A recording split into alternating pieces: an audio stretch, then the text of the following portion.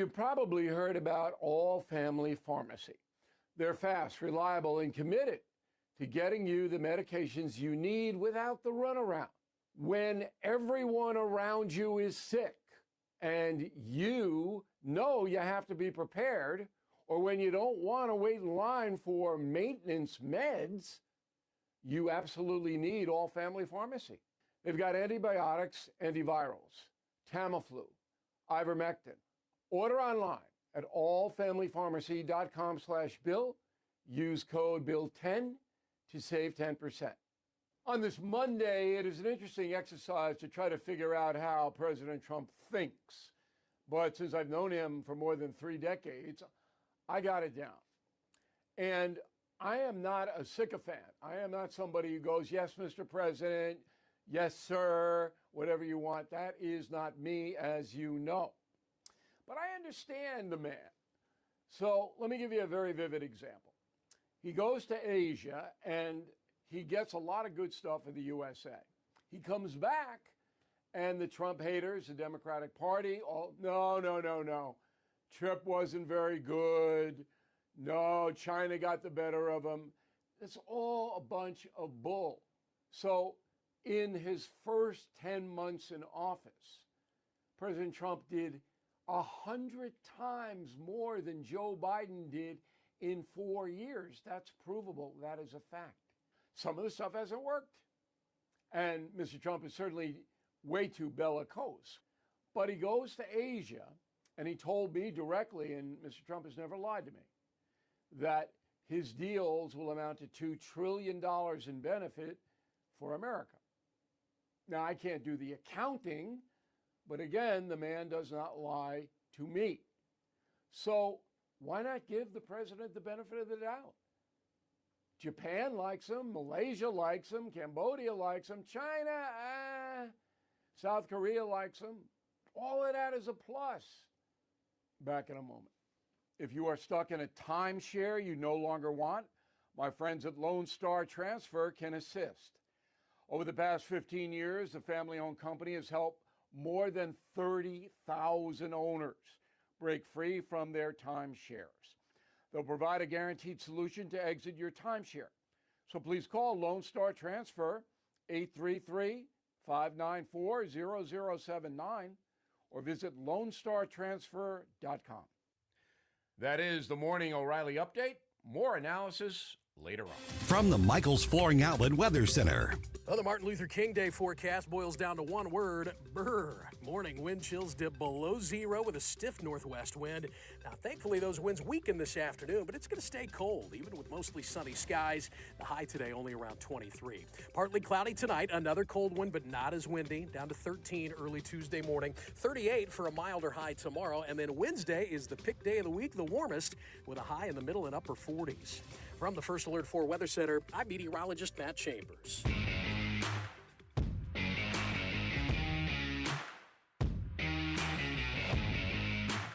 Let's get moving, St. Louis. This is Mike Ferguson in the morning on News Talk STL.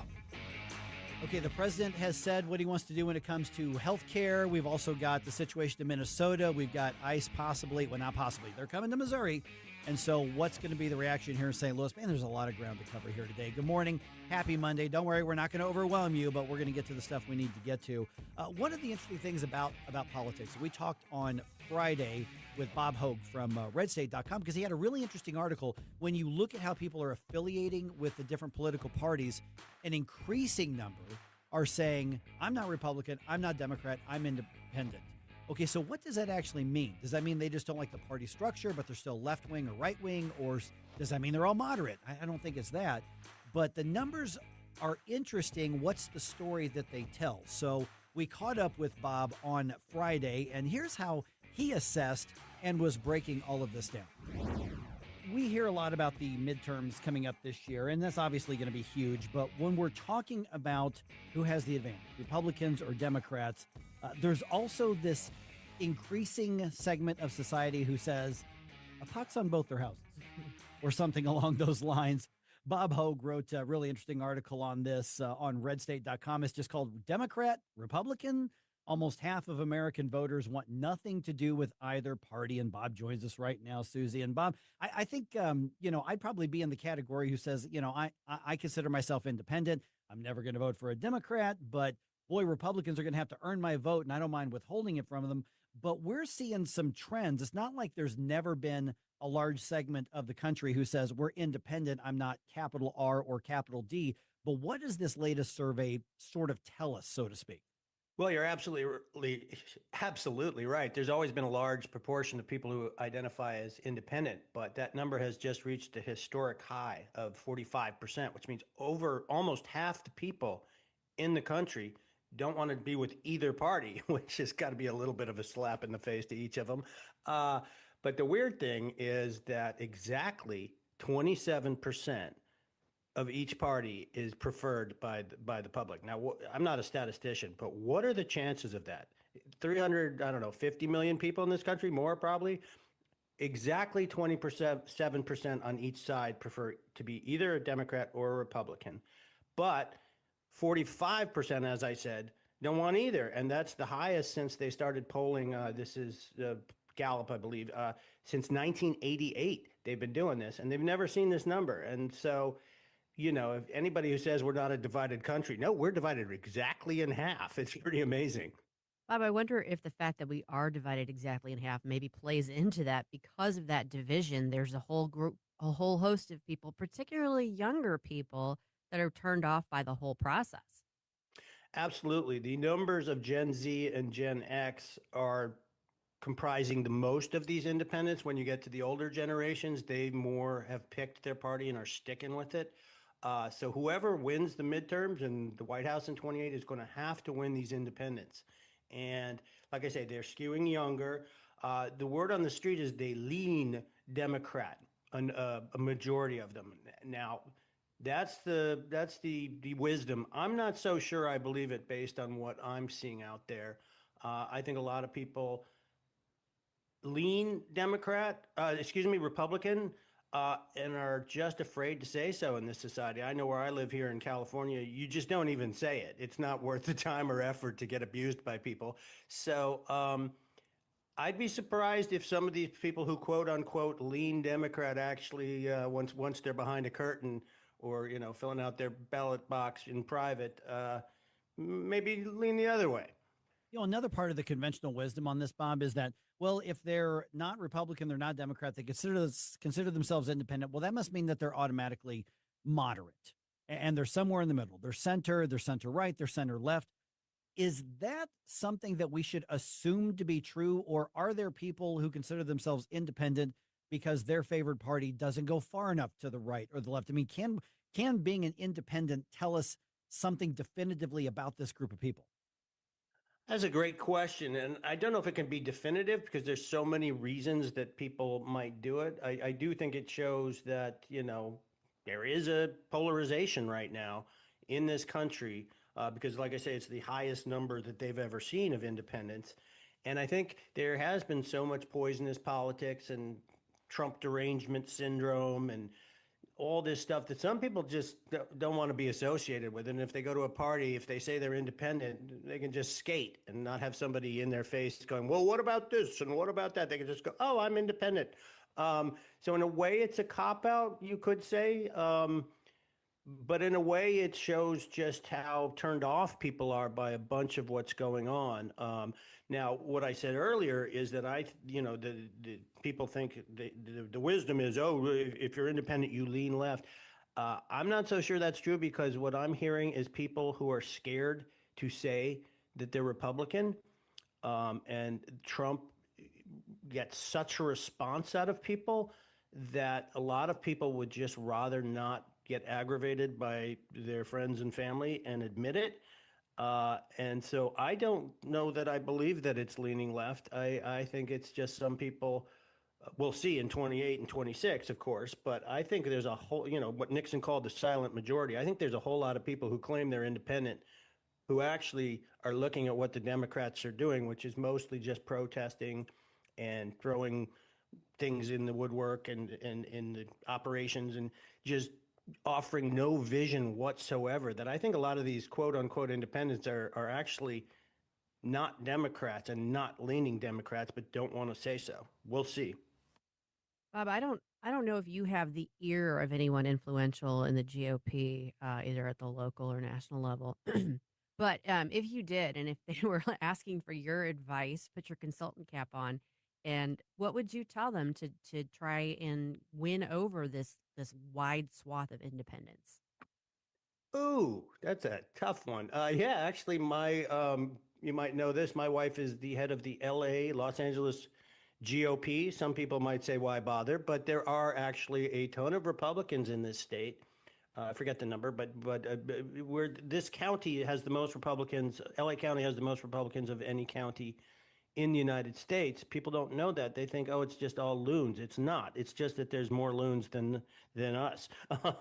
So what I would tell us is we've got to tell people is you've got to get out to people who stay at home. Republican turnout is always a problem, and there's so many people who are frustrated and angry and want change, but don't do anything to make that happen. So, I mean, get out for your local elections. People forget how it's actually local up. It's your president, of course, makes a difference, but it's really the local offices that affect your life on a daily basis. And if you just ignore that and your whole community ignores that, you get what you pay for, which is out here a bunch of loons running things. So that's one thing I would tell them. And then just we've got to get them excited and motivated because, like I say, in a place like California, and this is not just our state, it's a bunch of states, there's a whole lot of Republicans. And like I say, these independents who may be able to be swayed, they need to be motivated and excited and get out. The midterms especially are going to be, because Trump's not on the ballot, it's going to be crucial that people show up. And so that's what I would say is the key to success is getting people to the ballot box. We're visiting with Bob Hogue from redstate.com. Let's talk about the Republican side. Let's talk about the conservative side because, Republican, capital R Republican doesn't always mean conservative. And so there are some who are concerned about the direction the Republican Party is going, maybe drifting off into sort of a populist middle. I'm thinking about, Josh Hawley and people like that. Is there an impetus for the Republican Party to remember when they're talking about these numbers and the number of independents, we have a base that we need to win over, or there's a conservative base that we need to reclaim and mention, as you said, to show up, to get out to vote and not stay at home? Well, yeah, it's tough. I'm glad I'm not a politician. Let me put it that way, because you have to do more than one thing. There's the social issues, which, there's plenty of Republicans who want to be fiscally conservative, want to be tough on crime, but don't like the social issues in terms of gay marriage and stuff like that. And then there's some on the other side who, I told you my wife works for the LA GOP Republican Party, and there's people there who say our main focus needs to be fighting gay marriage. And so there's that thing, and whether you agree with that position or not, it's already been litigated. And so it's sort of like, well, let's not focus on that today. Let's try to get some voters out there. So it is tricky to try and, toe this line where, fit in this line where you've got the social issues, the physical, the crime, the immigration. I do think the strongest positions that the Trump administration has had is immigration and crime, because those were directly impacting each and every American. And I think that's what brought out a lot of people. And we see it on our own site. A lot of these stories that we'll publish on crime or immigration or whatever, you'll see a whole bunch of comments going, I voted for that. And I think those are the people that need to continue to be motivated. I mean, and then right now we have a bunch of people like Hawley who don't like Trump's strength in taking out Nicolas Maduro in Venezuela and his bellicose rhetoric in Iran. I personally think a lot of people do like that. So that's a tricky one. I believe in peace through strength and think that he's, you can't just keep saying do the Obama thing in Iran and say, oh, there's a red line, and then they cross it and you just sit there. So I'm glad I'm in home writing and not a politician, because it definitely is a tricky one. But I think if they focus on those key issues that brought the Americans to the polls last November in the first place, they've got a good shot. Well, I, for one, am glad you're at home writing and editing too, because I don't know what we would do without you, Bob. But Aw, that is thank aside, you. I'm starting to wonder about this. There's been a lot of conversation over the past few years about sort of a realignment of the parties, almost a little bit of flip flopping going on between Democrat and Republican positions, at least on some issues.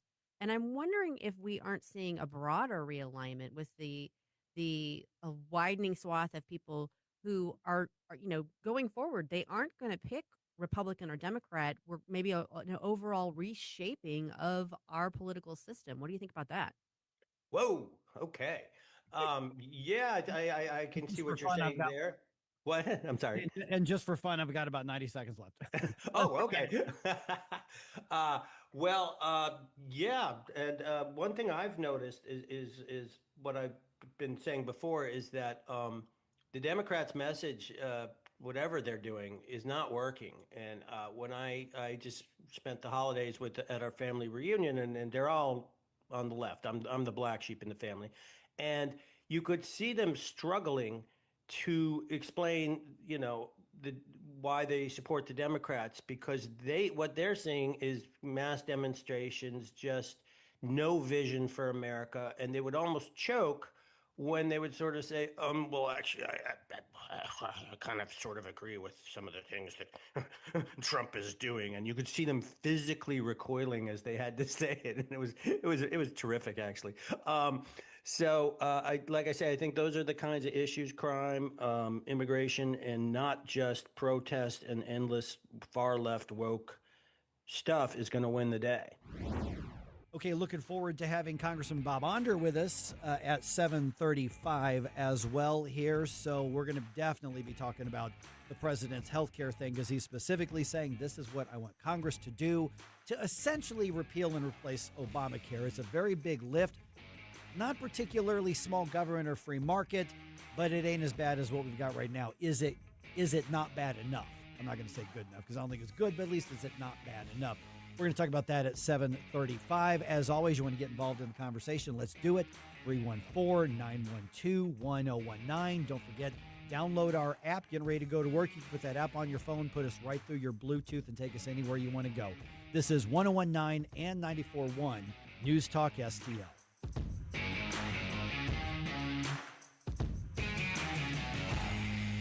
News, analysis, opinion. The president has made his priority quite clear. Iran says it's ready for dialogue. Why don't we lower the temperature? Some of these individuals do come from out of state. Are they being paid? 101.9 and 94.1 News Talk STL. Mike Ferguson here. Retirement should be a time you can relax. No more stress from work. But there's one thing you can't forget about when retiring. That's your money. Do you have enough saved to fund your income for life and keep up with inflation? How will you claim your Social Security benefits? And what about long-term care? The ClearPath Wealth Management Group at Stifel is here to help answer all of these questions. You can hear their latest views on the markets and investing during On the Money, hosted by Stifel financial advisors Bob Stockdale and Eric Robert, every Saturday morning at 9, right here on News Talk STL. They can help you get organized, guide you through critical retirement decisions, and create an investment portfolio designed around your needs. To schedule your free retirement plan consultation, go to clearpathinvesting.com. That's clearpathinvesting.com, or call 636-695-2650, 636-695-2650. Stifel Nicholas and Company Incorporated, member SIPC and NYSE. The Vic Porcelli Show. Very active, very fun chat box. Cinderfer. Hi, Cinderfer. Hey, how you doing? She says, yo, Vic, baby. Verbatim, yo, Vic, baby. With an exclamation point. How else are you supposed to read that? I was driving, had to pull over to comment. I was going to say how sexy the beard is, but I'm afraid of your wife. Hey, I'll tell you what, I would be. Vic Porcelli, live and local, weekday mornings at 9 on News Talk STL. Streaming TV is where it's at. It's not about cutting the cord anymore. That's old news. It's all about your customized TV options. With the best and cheapest high-speed internet and your own TV subscriptions, we've got your dream TV lineup. Between wired and satellite internet and TV, you now have tons of options. Save money and get more internet speed and better TV today by calling the Whole Home Connect. We scan your location and offer you the best TV and internet options. And we always have specials and promotions. So when you call, ask about that. Take 5 minutes of your time, make this free call now, and learn how to save money and get better internet and TV for your home anywhere in the U.S. Make this simple and free call now. 800-257-1632. 800-257-1632. 800-257-1632. That's 800-257-1632. Optimist volunteers serve as leaders, mentors, and friends to help kids achieve a more positive and productive life in 3,600 communities and 19 countries. This year, Optimists will raise and invest over $80 million in 60,000 community service projects that help 6 million children and teens. Optimists have been bringing out the best in kids for nearly 100 years. For the location of your nearest Optimist Club, call 1-800-500-8130.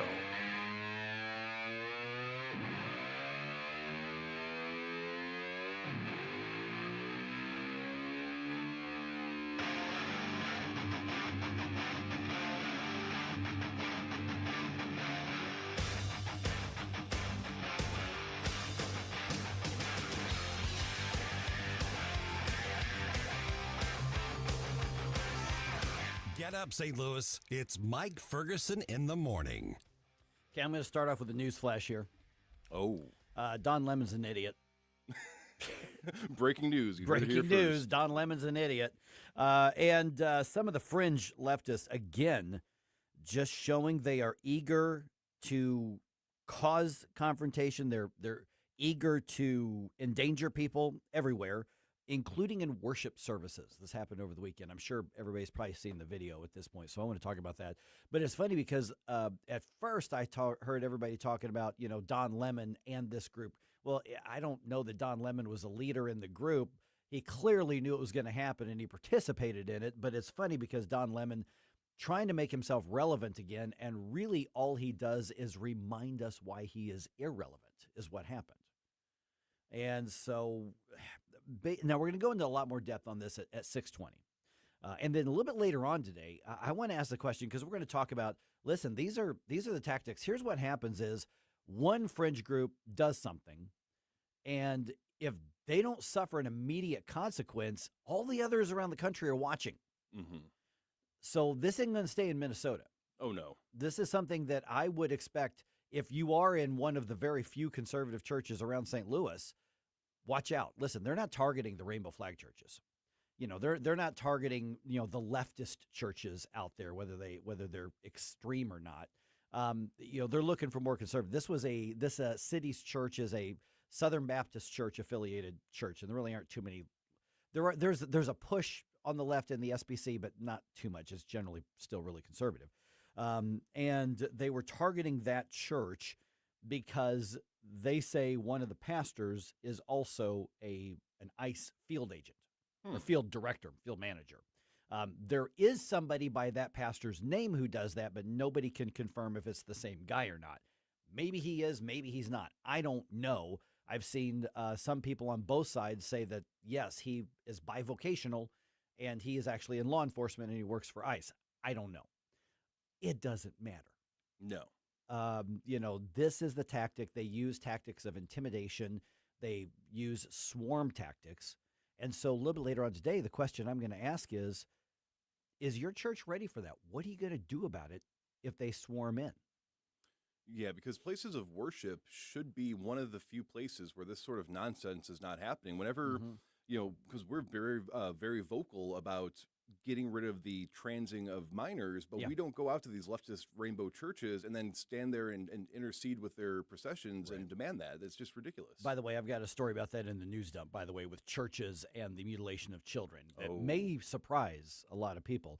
So this could be something that happens again and again. I mean, I think most churches by now have a security plan, whether it's adequate or equipped. I mean, a lot of that depends on your budget, and a lot of churches just don't have big budgets. Not all of them are the mega churches out there. Not all of them are Grace, not all of them are the Journey, just to pick one on the on the right and one on the left. So not all of them have that. But now what you've got is an evil set of people who have said this is an easy target. There's nothing they can do. That is precisely what it is. It's that bully punching down mindset of we can get away with this because we can intimidate these people. We can push them around. We can use scare tactics because we know that they're not going to do anything back to us. Right. So I've got some audio clips from that entire debacle. Don Lemon trying to be a star again. And again, he's an idiot. Yep. And he proves it once again. And I'm like, why are you in Minnesota? He was doing a journalism is what his argument was. So a lot more to cover on that. I'm looking forward to your comments on that as well. And 314-912-101. Let's talk about that as well. But just a thought, just last minute or so here. This violence has, escalated almost daily. Remember, the violence was escalating before Renee Good was shot. Oh, yeah. Which this is their excuse. Because I'm sorry, Black Lives Matter doesn't give a crap about a white woman's life. Leftists just don't. They expect them to be part of their ally group, but their conglomeration, but they don't care that a white woman was shot. And so this is their excuse. In this church, they're chanting for justice for Renee Good. Well, don't run over a cop and you won't have that happen to you, or don't try to run over a cop. But have you noticed that this has pushed a lot of resources away from the investigation of the fraud? Yes. And you may say this just Minnesota, but it's not. Because one of the things the Trump administration is getting right about this is they're saying, we're going to look everywhere to make sure what's happening in Minnesota isn't being replicated. Because it's not like any one state is in a vacuum in this country. And so now you've got potentially billions of dollars of complete fraud. And I'm talking about grifters both inside and outside the government that now are at risk of losing their gravy train. And I've just noticed that, boy, I think that both activism things, are targeted specifically. I don't think anybody said, hey, let's go target ICE because we want to get the attention off of fraud. But I'm saying is that I doubt that the two things stayed apart in conversations all the way. And by the way, where are the rest of the Epstein files? Just saying.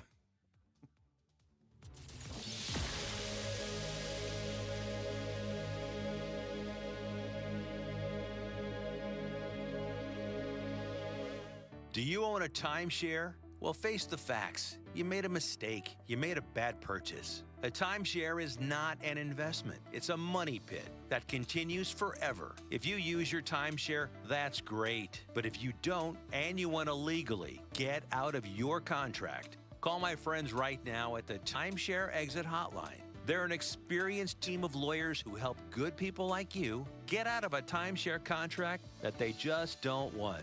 Don't throw away your money on maintenance fees. Use it for things you really want. We can help you end your timeshare contract and stop the money drain immediately. If you're ready to move on with your timeshare, call our team right now. Cancel your timeshare now with this free call. 800-524-1641. 800-524-1641. 800-524-1641. That's 800-524-1641.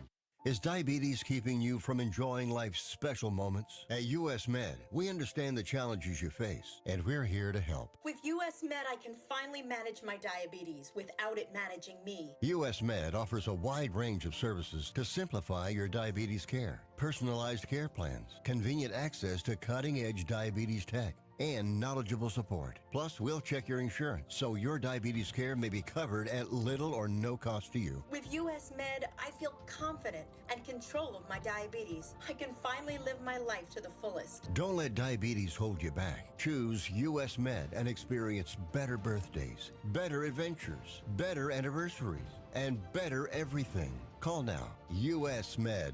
Better service, better care. 800-515-2380. 800-515-2380. 800-515-2380. That's 800-515-2380. If you're worried about losing your health insurance through Medicaid, we have great news for you. New government regulations have expanded the Affordable Care Act. And now you may qualify to get health insurance for you and your family through the Affordable Care Act. Call now to learn if you qualify. We know the healthcare regulations regarding Medicaid, and we've helped thousands of people find quality, affordable health insurance. Plus, all our research is free to you. So call us. With just one call, we'll shop from hundreds of different insurance companies to find you the right affordable health insurance plan. So if you're worried about losing your Medicaid insurance, call right now. Speak with a licensed agent and find how you may qualify for a new health insurance plan. 800-479-0931. 800-479-0931. 800-479-0931. That's 800-479-0931. Paid for by the Health Insurance Hotline. KLGY HD3 Clayton, K270BW Bellefonte, KNBS Bowling Green. This is News Talk STL at 1019, 94.1, and always streaming at NewsTalkSTL.com. Breaking news this hour from Town Hall. I'm Rich Thomason. President Trump's interest in the U.S. acquiring Greenland continues to face serious blowback from some longtime American allies, the Europeans, and our neighbor to the north, Canadian Prime Minister Mark Carney. The future of Greenland, decisions about the future of Greenland are for Greenland and Denmark to decide. And the security of Greenland. Security is first and foremost for them, but very much falls within the responsibilities of NATO. Carney speaking with Canada's CTV network. European Union countries are threatening retaliatory tariffs if President Trump makes good on his threat to slap them with higher tariffs over the Greenland issue. Mr. Trump says Russia and in particular China covet the resource-rich island, which is essential to U.S. national security. Spanish rescue crews desperately search for survivors at the scene of a deadly high-speed train collision killed at least 9 people in southern Spain. Video footage released by the Guardia Civil shows rescue workers evacuating the injured as they investigate the rubble. The collision occurred when the tail end of a train travelling between Malaga and Madrid with some 300 passengers went off the rails near Cordoba at 7:45 p.m. Spanish time. It slammed into a train coming from Madrid to Huelva, another southern Spanish city, according to rail operator Adif. The Spanish Red Cross has set up a health centre in the town of Ademuz near the crash site, offering assistance to emergency services and people seeking information. I'm Charles de Ledesma. U.S. financial markets, and that includes Wall Street, are closed today for Martin Luther King Jr. Day. It's a federal holiday. Following losses on Friday and for the week, the Dow reopens tomorrow at 49,359. More on these stories at townhall.com.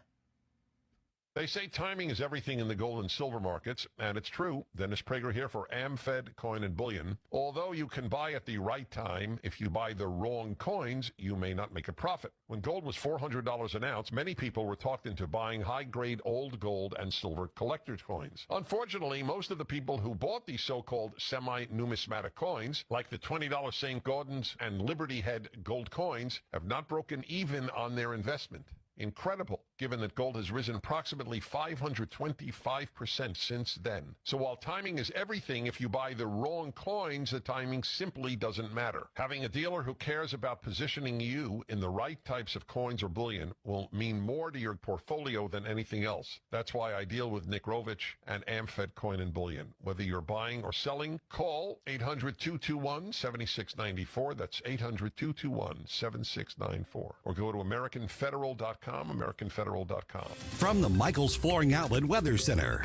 Well, the Martin Luther King Day forecast boils down to one word, brr. Morning wind chills dip below zero with a stiff northwest wind. Now, thankfully, those winds weaken this afternoon, but it's going to stay cold, even with mostly sunny skies. The high today only around 23. Partly cloudy tonight, another cold one, but not as windy, down to 13 early Tuesday morning. 38 for a milder high tomorrow, and then Wednesday is the pick day of the week, the warmest, with a high in the middle and upper 40s. From the First Alert 4 Weather Center, I'm meteorologist Matt Chambers. This hour of News Talk STL brought to you by Chris Cooper and Serenity Wealth Management. Discover little-known strategies that could be the difference between choosing the care you deserve or having someone else decide it for you. Get a free copy of Chris's book at serenityltc.com. People ask all the time, who the heck is Low Cost Airlines? Well, we're not just one airline. When you're talking to us, you're talking to everyone. We are the discount supermarket for all airline tickets. Plus, we have all the airlines and always have the best prices. American, Delta, United, plus all the specialized international airlines and a lot more. And we make it easy. We guarantee you'll talk to a live human in 60 seconds. You can have the rates you need and have your trip booked in 5 minutes. Now, how cool is that? And remember, when you're talking to us, it's like talking to every single airline available with one fast phone call. All you need to do is call and find the best prices to fly wherever it is you want to go. So are you ready? Call Low Cost Airlines right now. 800-515-2397. 800-515-2397. 800-515-2397. That's 800-515-2397. If you find yourself feeling out of place in the world, it's comforting to know conservative values haven't been abandoned everywhere. Thanks for being my voice in all this. This is News Talk STL. There are people out there that feel the way that I feel and say what I say. Welcome home. This hour of Mike Ferguson in the Morning is brought to you by Stifel. Request a portfolio review from your Stifel financial advisor at stifel.com. That's STIFEL.com. Mike Ferguson. Big guy, one of the biggest in the world. Susie Moore. Do you think he's ready? He's not ready. Get up! Can't you hear the alarm? Get up, St. Louis. I have a feeling that by the end of this evening, I'm going to be blamed for everything. Mike Ferguson in the Morning on News Talk STL. Get up! This is your cousin. All right, the protest escalated in Minnesota. Could this be a playbook for future activism? So the question I'm going to be asking, Susie, is don't think that this is going to stay in Minnesota. Are you ready if local radicals say, ooh, that's a good idea? Am I ready? Is your church ready? Is your I'm not worried about my church at all. I mean, but I will just say that. Generally speaking, I mean, because don't think for a minute that this is going to stay in one spot. True. We've seen that pattern. Also, another data center fight. This one's ramping up in the city. More data centers. Yeah. I mean, and structurally, it makes sense, but there's a lot of people in the city that don't want it. An interesting conversation with my 93-year-old mother about data centers. Really? Yeah. Okay, I want to hear about that in a minute. Here. Okay. And then one of the most effective pro-life groups in this region is hiring. Oh. Yeah, I'm going to say about that. 6:06 right now. Let's go ahead and get started with the news dump here. Successful dump. Wake up, America. It all worked out. You know, I mean, they got all the news. The morning news dump. Okay, the Trump administration planning to freeze visa processing for immigrants or would-be immigrants from 75 countries this week. 75. And that includes Somalia, Nigeria, Russia, Afghanistan. This policy is going to remain in place until the State Department completes a review of its screening and vetting procedures. So on the big weekend show on Fox, State Department spokesman Tommy Pigott says the policy covers 2 points of the current plan. Each visa decision is a national security decision. And fundamentally, visa security is border security. That's a very true statement. The administration says they plan to filter out any would-be immigrants who would otherwise need to rely on any sort of welfare program, among other things. Okay. Makes sense to me. That seems reasonable, but wait for the judge to say you can't do that. Someone's going to disagree. Yeah. All right. ICE operations obviously continuing in Minneapolis, and obviously the violence and the tensions between federal agents and left-wing protesters is growing. Secretary Kristi Noem was on CBS's Face the Nation saying those operations are going to continue despite the pushback. We literally have arrested and detained thousands of illegal criminals in Minnesota since President Trump came back into the White House. And I've never met a family that ever said, oh, I wish you would have left that rapist free. I wish you would have left that murderer on the streets. President Trump threatening to invoke the Insurrection Act if local authorities don't crack down on the anti-ICE agitators. We're going to talk to Congressman Bob Onder about that around 7:35. Okay, this is what I want to start digging into here in a few minutes. A group of far-left protesters storm a Minnesota church this weekend. Nuts. The Black Lives Matter affiliated group calling themselves the Racial Justice Network invaded the city's church during their worship service. Organizers say they targeted that church because one of the pastors, David Easterwood, also works in an ICE field office. Now, there is an ICE field manager in Minnesota by that name. DHS has not confirmed or denied that it is the same person. All right, so we're back to the whole idea of doxing people that work for ICE or Right. DHS, so that we can interrupt their lives. I guess whether and the it's- lives of anybody and anyone affiliated. around them. Yeah. Anyone that's even remotely affiliated with them. Okay, Yeah. Mhm. 620. I'll tell you right now, 620. I want to get into that. So start sending in your thoughts on that, your reaction. How did you feel when you saw that? Or get ready to give us a call here, 314-912-1019. Okay, so amid that crackdown on illegal immigration and the ICE enforcement and, now at this point, bullets flying like we've seen in years past, we're now back to the discussion of political violence. That's what we're seeing. Pennsylvania Governor Josh Shapiro, Democrat, was on Fox's The Sunday Briefing giving his take on that. We literally have arrested. I should probably click on that one. Let's do a double click on that one. Here we go. I think it is critically important that we together, Democrats and Republicans, speak and act with moral clarity and say that type of violence has no place in our society. Not against me, President Trump, Charlie Kirk, Melissa Hortman in Minnesota, no one. Okay, those are the right words, and I completely agree with the governor on that, obviously.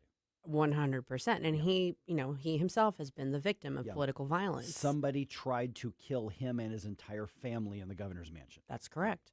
So I'm glad that there are some voices in the Democratic Party that are actually taking that stand. It isn't just John Fetterman, also from Pennsylvania. Right. But I also recognize that, there's a vacuum there. There's a need for that in the Democrat Party if they want to have viable candidates that can actually win on a national level. So there's example number one. Right. Democrats. Yeah. So, again, I think at this point we are too far gone to get back to what he's talking about here. He's right. That's what we should be getting to. I just don't know that we can anytime soon. Yeah, it's not going to be an easy path back. That's for sure. There's people that I would consider, relatively normal people that I'm friends with that I have to just completely disengage with on social media, just ignore everything that they're posting. Otherwise, it's not going to go well. Right. And not because I want to start something. No, it's also bad for your blood pressure. Yeah, you know what? And I actually value my health. That's right. All right, there's a huge data center debate in the city. A developer wants to convert the vacant armory into a $3 billion data center. Now, this discussion's been going on for a little bit, been multiple citizen efforts to push back against that idea. So as it stands right now, an updated plan must be filed with the city and approved, obviously, before the project can move forward, and there's no guarantee that's going to happen. Yeah. So basically, it makes sense from a structural perspective. Sure. I remember when they announced and they opened the armory, Gabe and I here, that was 3 years ago, I think it was 4 years ago, something like that, because I think it ceased operations in 2024, so I think it was 2022. We were back at the old station, or the old studio still, and our immediate reaction was going to fail. There's no way the armory is going to succeed. Not a chance. You're not going to do a high-end entertainment thing in that part of town. Right. And sure enough, for all the reasons that were obvious, I would say we're so brilliant prognosticators that we called that when everybody knew that was going to happen. You can't build a tourist draw in that part of St. Louis, period. Yeah. It's only a matter of time before the Foundry deals with that as well. Yeah. So there's nothing else you're going to do with that building than put something like that or something warehousey or something like that in. And I don't think you could do a warehouse because the roads are too hard to get on the highway. Where it's located is very, it's not, you can't get there from here. Right. So I don't know what they're going to do with it. There's a lot of valid concerns about data centers. There's also a lot of benefits that don't get the attention and they don't get the discussion that they probably do. It's not an easy question, but structurally it makes sense. Yeah, right. What are the other options? Leave it just there empty. That seems to me like a decent proposal, but obviously people have concerns about that. Yeah, the devil's in the details always. It is. Yep. What'd your mom say about it? So she just said, keep in mind, she's 93, but she still watches the news and everything like that. And she's like, okay, what is a data center?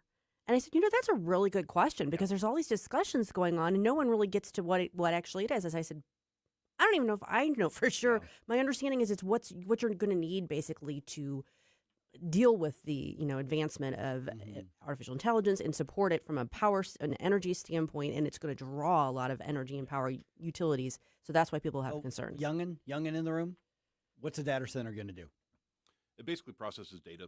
Yeah. I mean, it's a very advanced version of like a computer processor, but with people working inside of it. This is the stuff that's like, if we talk about in the cloud, it's actually in places like this. Yes, and that's actually a really good representation of it. It's just a massive storage facility for data, and there are some benefits of having stuff set up like that, but there's also some concerns about the scale of which these are being developed. So and it's going to require a lot of energy to sustain it, which is a lot of innovation. Right. So this is what people are concerned about is how is this going to affect the people around that in terms of the use of and power. They're fair questions. Yeah, I mean, absolutely. I don't know that the opponents are right about everything, but I don't know that they're wrong about it. I'm like you. I'm still trying to figure out what the physical part of this actually is. So, but it's fair to ask the questions. It is. So I was proud of her.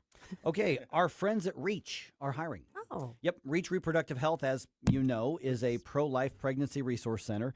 They need to fill both medical and administrative openings as they continue to grow. Among the positions open right now are nurse managers in both their Bridgeton and St. Peter's locations, an office administrator, a location manager, and a patient advocate. You can learn more at outreachforlife.org/jobs. Outreachforlife.org, which we've talked about that website many times, just /jobs, and you will find the listing of everything they are hiring for. So check that out. Go check it out. Okay, the Blues played a hockey game last night. That's really all I'm going to say about it right now. Okay, then.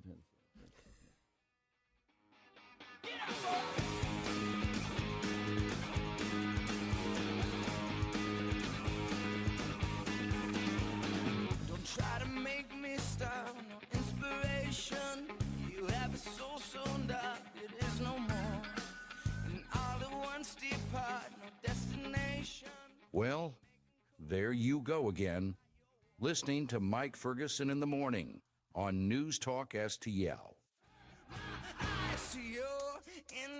Hey, Jamie Allman here. When your car needs attention, trust who I trust. Benchmark Complete Auto in Valley Park. 25 years as a family-owned and operated company, Benchmark is your Napa Auto Care Center for nearly every maintenance and repair, using the latest technology and top-quality parts. Need help with the bill? Well, ask about Napa's Easy Pay financing. Mention Jamie Allman and News Talk STL and get 10% off. BenchmarkAutoRepair.com. BenchmarkAutoRepair.com. If you turned 65 recently like me, it's important you find a Medicare Advantage plan that gives you the coverage you're looking for. But finding one can be difficult. The best thing I did, and I suggest you do the same, is call a licensed insurance agent and let them walk you through your Medicare Advantage plan options. There are so many benefits you have access to, so make the call now and let the representatives explain everything to you. Our licensed insurance agents can offer you a variety of Medicare Advantage plans. Plus, the call is free, the information is free, and there's no obligation to enroll. We're here to make it easy for you to select a Medicare Advantage plan that may work for your needs. Finding a Medicare Advantage plan can be easy if you do what I did. Make a quick call right now to learn more. Thank you. 800-439-7851. 800-439-7851. 800-439-7851. That's 800-439-7851.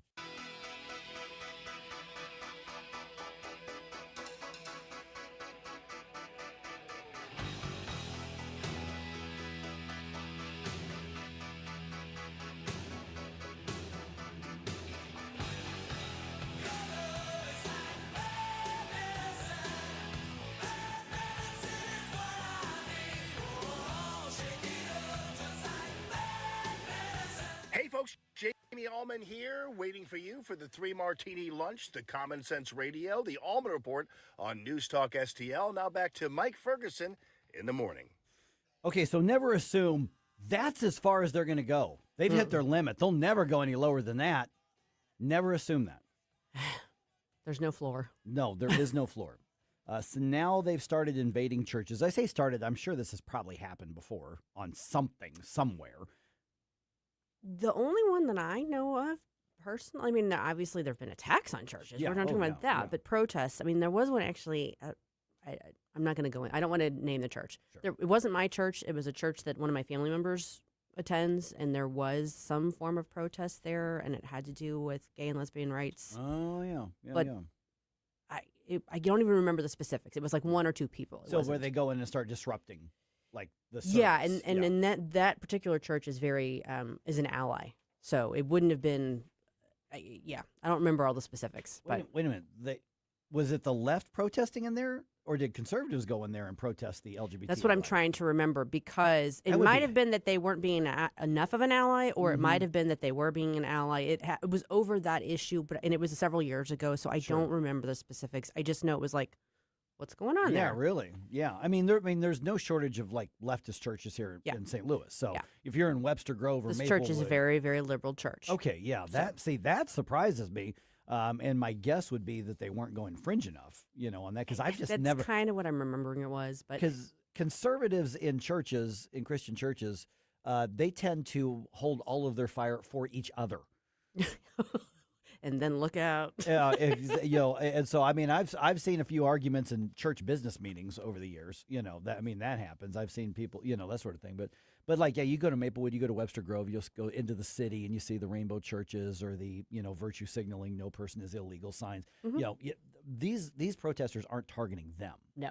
They're not going to target, or even the ones that don't fly all the flag. They're not going to target the Journey. They're not going to target Refresh. They're not going to target those leftist churches. They may go after the really conservative ones or the politically active, like pseudo Republican ones like Grace Church or something like that. But I have a feeling that would not end well for them if they went into that one. I don't know the church particularly well. I just know their reputation, good, bad, and ugly. But they're not looking to go on their own. So let's talk about what happened in Minnesota here. Yeah. Okay, so Don Lemon's trying to ride this back to relevancy. Good luck, Don. He's not relevant. So he was out doing his reporting. I don't even know. Does he work for anybody anymore? No, I don't think he I does. think he's a. So he found himself in Minnesota, and himself. Yeah, strangely enough, he finds this protest group, and right before they stormed into the church, he does an interview with one of the activists, and here's how that went. Tell us why you're doing this. This is Operation Pull Up, more of a clandestine operation. We show up somewhere that is a key location. They don't expect us to come there, and then we disrupt business as usual. So that's what we're about to go do right now.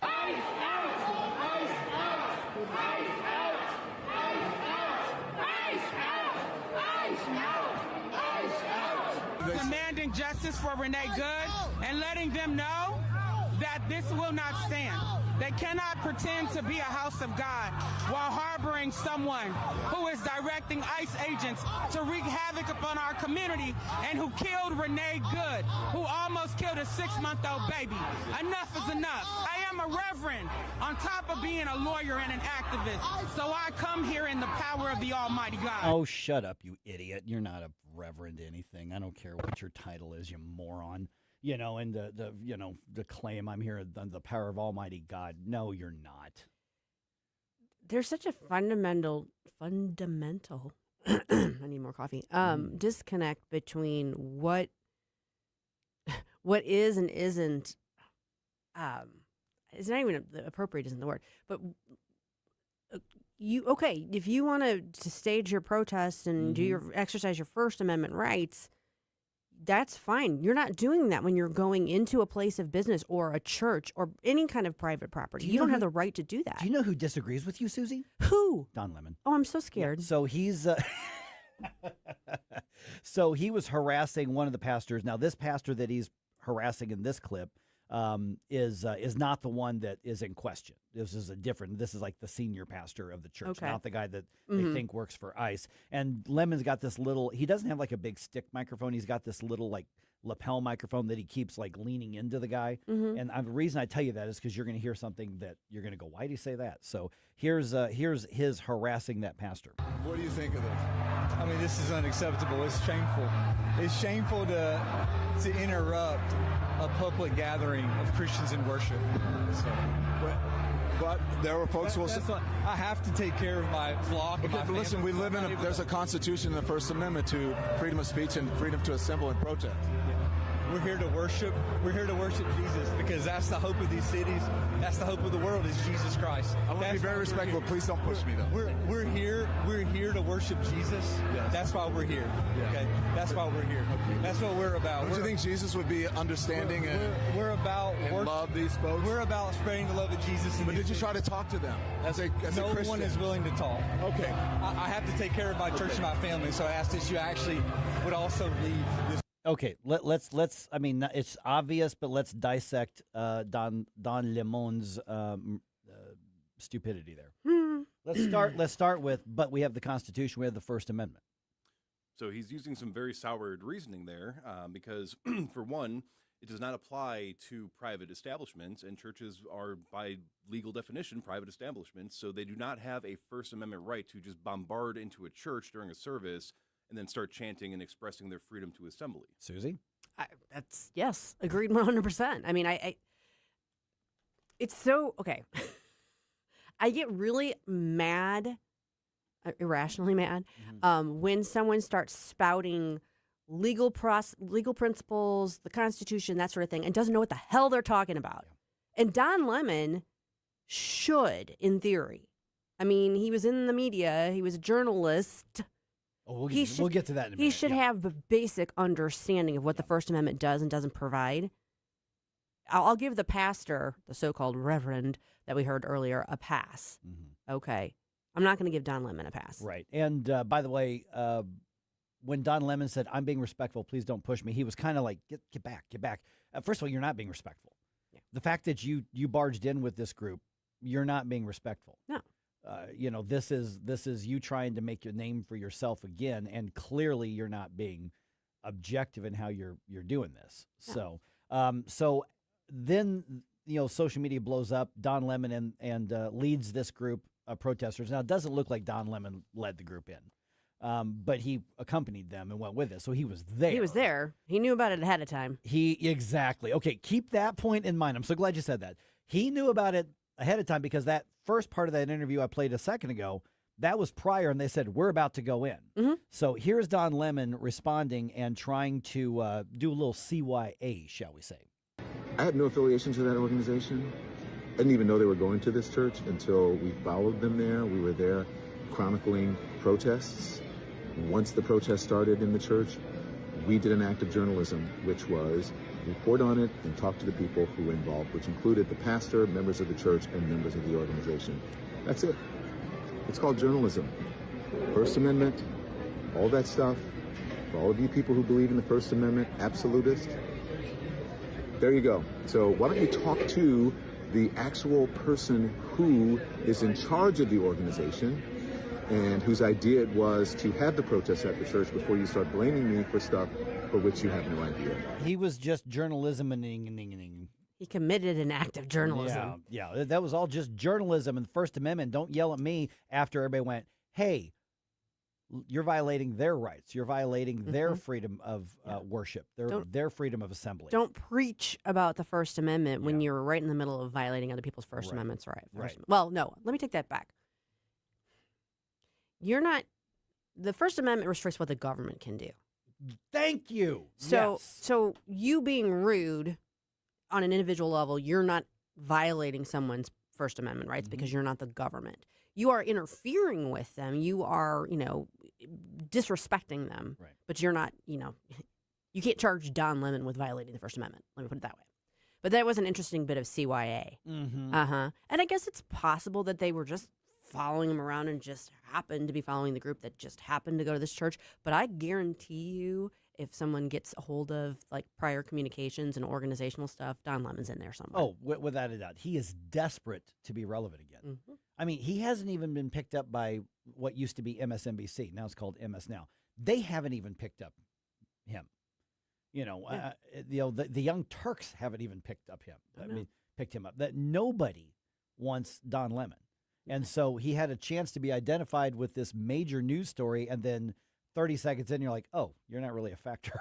You really weren't that big of a deal. No. And I don't know. Like I said, I'll give the Reverend a pass. You know, she's an activist. Air quote. Yeah. She's an activist. But Lemon knows better, should know better, and it's just like I said, I get irrationally mad about it. Well, I don't know if it's irrational though. I don't know if that's irrational because, you know, he talks about free speech absolutist. No, free speech absolute, somebody who's an absolutist about free speech, and that's pretty much what I would call myself. Mm-hmm. You understand what the lanes are with government and your responsibilities. I mean, if somebody's, if somebody's doing a legal protest, and I run up and knock them out so they stop talking, well, I violated their rights.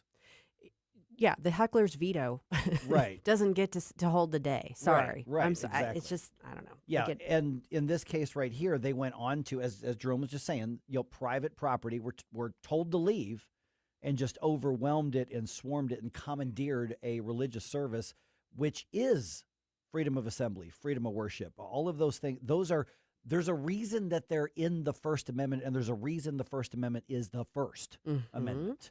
And so that was the target. And a little bit later on, I think in the 7 o'clock hour, don't expect this to stay in Minnesota. This is a tactic that worked from their perspective. It doesn't win anything for them. But then again, Antifa riots don't win anything for the left, but they keep doing it. So don't think this is going to stay in Minnesota. It also, I think, in the long run, doesn't work because it makes it turns people that might otherwise be sympathetic against them because they're like, wait, that's a bridge too far. You shouldn't be doing that. But I'm starting to wonder: are they worried about those voters? Are they worried about those people, or are they so desperate to create such chaos that they create that police state, that they create that reaction from government, that they want people across the board to react that way? Yeah, no, I think there's a substantial contingent that does want that sort of reaction. But, we heard from President Trump last week. He announced his plan to make healthcare more affordable in the country. What would that actually mean to you and your family? We're going to dig into that at 6:35.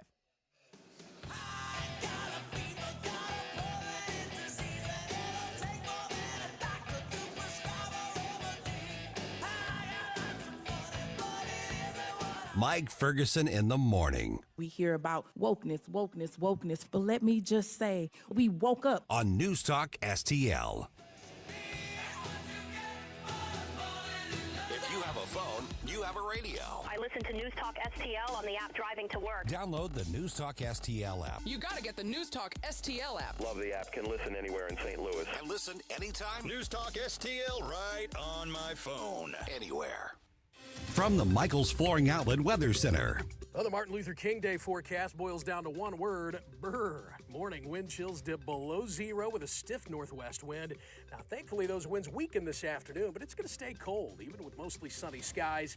The high today only around 23. Partly cloudy tonight, another cold one, but not as windy, down to 13 early Tuesday morning. 38 for a milder high tomorrow, and then Wednesday is the pick day of the week, the warmest, with a high in the middle and upper 40s.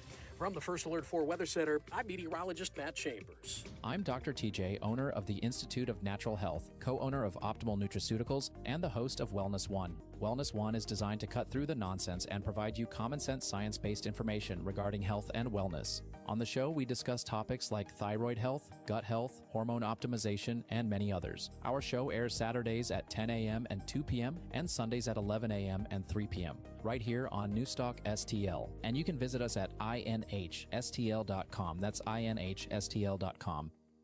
It's more than a rebellion. When your teen is slipping into drugs or alcohol, when social media and pornography consume their time and their mind, when depression and even suicidal thoughts cast a shadow over your home, as a parent, you feel powerless. There is hope. At Turnabout Ranch, troubled teens step away from the chaos and into a clarity of nature on a working cattle ranch.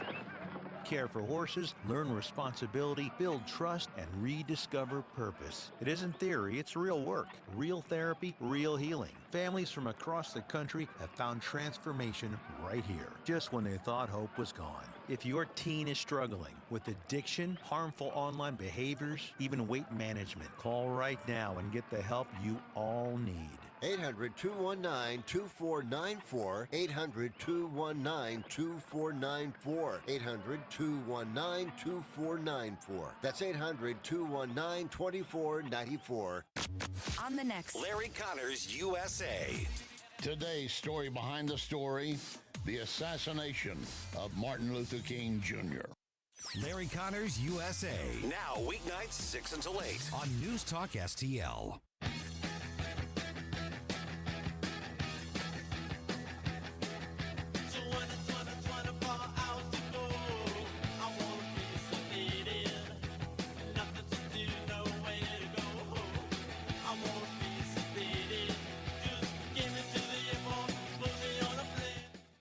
Mike Ferguson in the morning.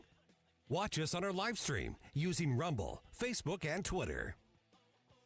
All right, is this just another big government alternative, or is it making healthcare great, or is it at least a step in the right direction? What is it?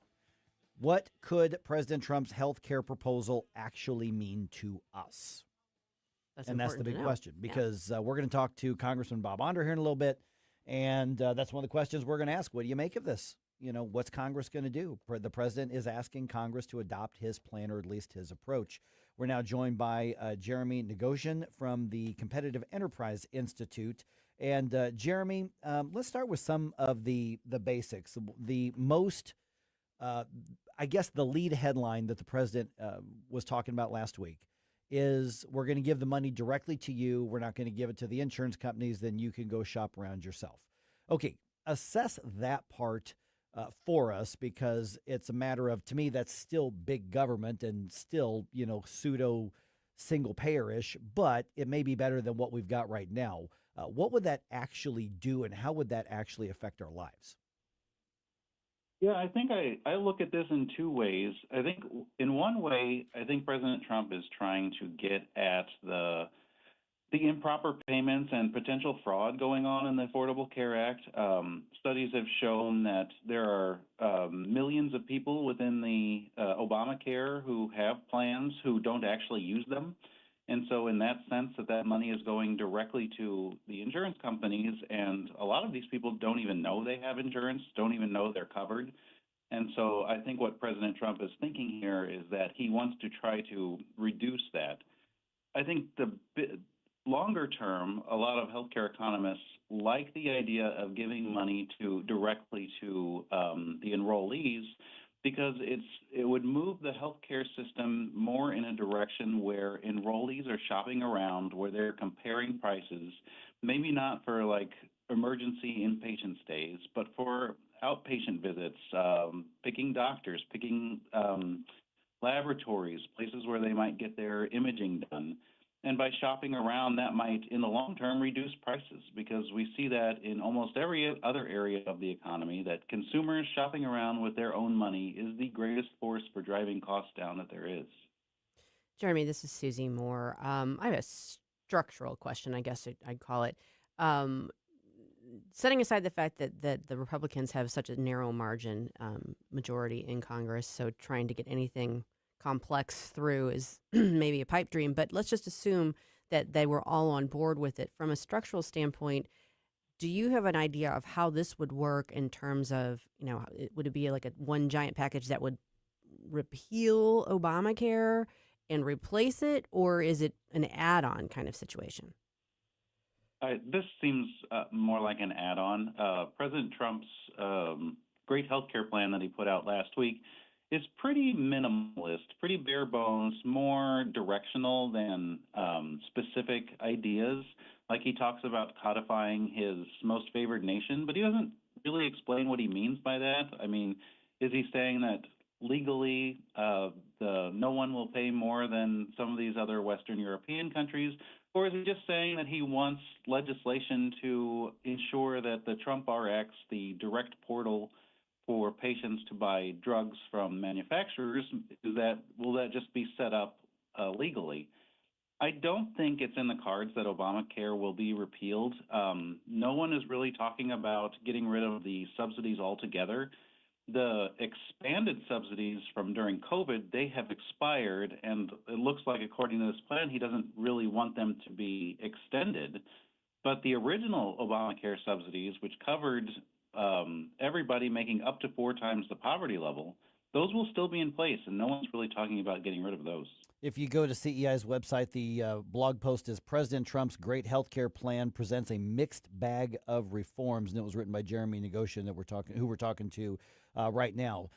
So are we looking at, from a policy perspective, you talk about mixed bags on this, is this a step in the right direction? If it's not, I mean, I'm a free market guy, Jeremy. I don't want government involved in it. I think it's government's fault that healthcare costs too much as it is right now. Not that the healthcare industry are angels or anything like that, but I think you've got government getting in bed with health insurance conglomerates, and then the bastard baby is the healthcare system we have right now. But is this a step in the right direction, or when you look at the other aspects of what the president is putting out there, does the good outweigh the bad? Does the bad outweigh the good? How should we be viewing the framing? That's a great question. I think I'd probably characterize it as a small, tiny step in the right direction. Some of the ideas President Trump has for price transparency and moving money into people's pockets, I think, could help. I think they'll be small ball, really. They won't help a whole lot without larger structural changes and a bigger effort to reform Obamacare, which I think it has a lot of problems, a lot of overregulation. That's a lot of what's driving up costs in that market, in that health insurance market. And there are some other things that might be bad. The most favored nation plan that President Trump has, where by law drug companies can't charge more than some of these bureaucratic systems in other countries are saying, I think that would be bad in the long term for drug research, medicine research. So yeah, I'd say that's why I would say it's a mixed bag. Some of it's good, some of it's bad. But even the good stuff isn't really good. I think a lot more is needed. Baby steps, I guess.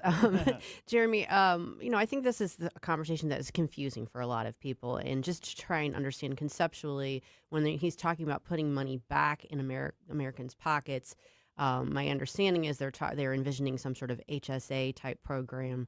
But explain for people who don't have a firm grasp on how this all works, like what that would mean for them if they were able to craft something like this and get it in place. What would that mean from them from a practical standpoint? Yeah, so HSAs, pardon the jargon, these are health savings accounts. These are separate pools of money that are owned by the individual. So it's kind of like, in a sense, it's like a 401k or a Roth or just a regular IRA. But it's money that is given directly to the people who are enrolled, and they can use it for medical expenses.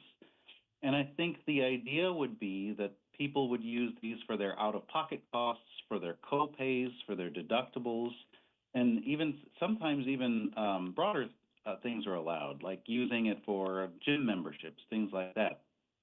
And so I think what Trump is thinking is the more money that can be put in those accounts, and instead of being paid by directly to insurance companies through premiums, would help people shop around and reinvigorate the market for health care.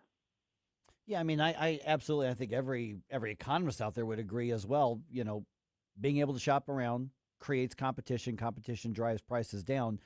How could this work, or could this work differently than, say, student loans? Because it's essentially the same concept. We have centralized that mostly into government providing the funding. Everybody can shop around to the different schools, and yet the cost of higher education has skyrocketed and continues to. Would the same risk apply to this in spite of the basic idea that competition drives costs down? What would be different here? What could work here that doesn't work in higher education right now? Yeah, I think that's a great question. So I'd say one of the reasons higher education's price goes up, skyrockets, is because government is subsidizing the demand. It's subsidizing the students who are looking at the schools, but there's no real change in the number of schools. There's only one Harvard, there's only one Princeton, there's only one Yale.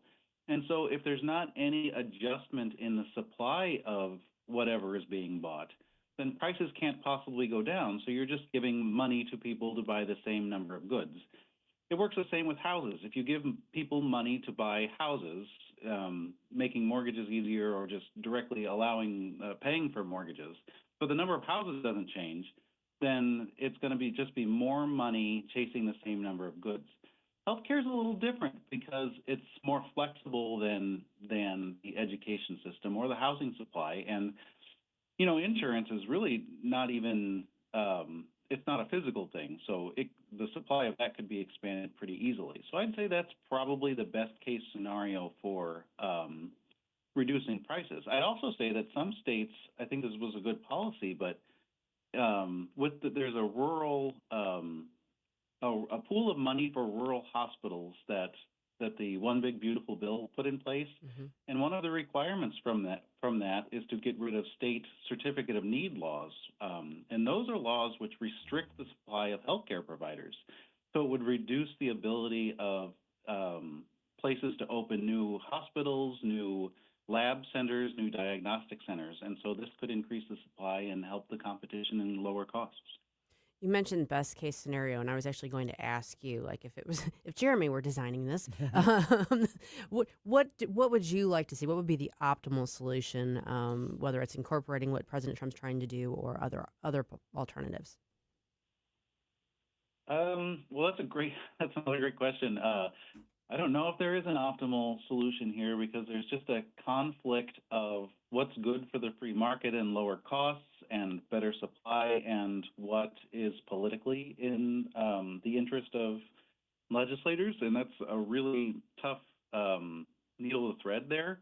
I'd say moving towards more free market, I'd say reforming a lot of the Obamacare regulations on health insurance companies, that'd be a big step I'd want to take. Getting rid of some of the restrictions and requirements on that, I think, would really open up the market and let people compete for insurance companies, and insurance companies compete for enrollees. And I think that would be the best outcome for Americans. And I think if you had a more free market health insurance system, then I think that could probably be expanded to take over some of these government-run programs as well. Okay, Jeremy, just got a minute or so left here. We're gonna talk to Congressman Bob Onder here in just a little bit, and this is one of the things we're going to ask him about. What are the questions we should be asking lawmakers who are now going to be debating the call that the president has to adopt this plan or these principles into it? What's something we should ask them or we should want them to watch out for?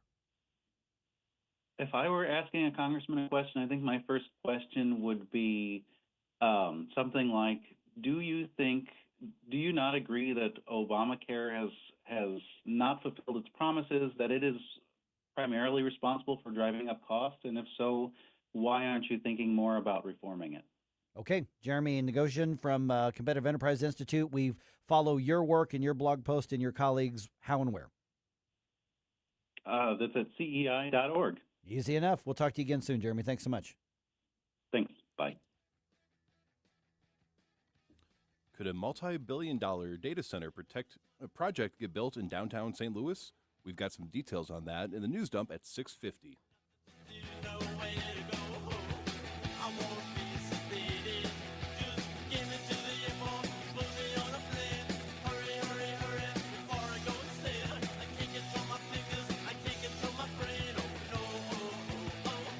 Mike Ferguson in the morning. The greatest of them all, gangster. On News Talk STL.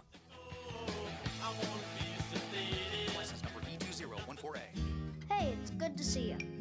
At Grasser Home Services, we're looking for happy plumbers to join our team. Plumbers who are polite, honest, and do the job right. And love dogs. They must love dogs. Plumbers who treat customers' homes with respect, care about the details, and show up on time. Know a happy plumber who's great with dogs? Have them call Grasser Home Services. Green is always Grasser at GrasserHomeservices.com. The Vic Porcelli Show. NPR, guess what? Got defunded, and they're going to close down operations. If they're not going to get federal funding, well, then guess what? There are plenty of radio salespeople out there in the United States who can sell time, big time. You know why they don't hire a sales team? Because nobody will buy advertising because they suck so bad. Oh my God! You don't see people. You're so correct. That's it right there. Vic Porcelli, Live and local weekday mornings at 9 on News Talk STL. Do you owe the IRS $10,000 or more in back taxes? Are you being audited or investigated? Has the IRS sent you a letter demanding payment? You may not owe what they claim. Make this free call to the tax doctor now. Let them negotiate with the IRS on your behalf. 800-240-4586. 800-240-4586. That's 800-240-4586. This hour of Mike Ferguson in the Morning is brought to you by Stifel. Request a portfolio review from your Stifel financial advisor at stifel.com. That's STIFEL.com.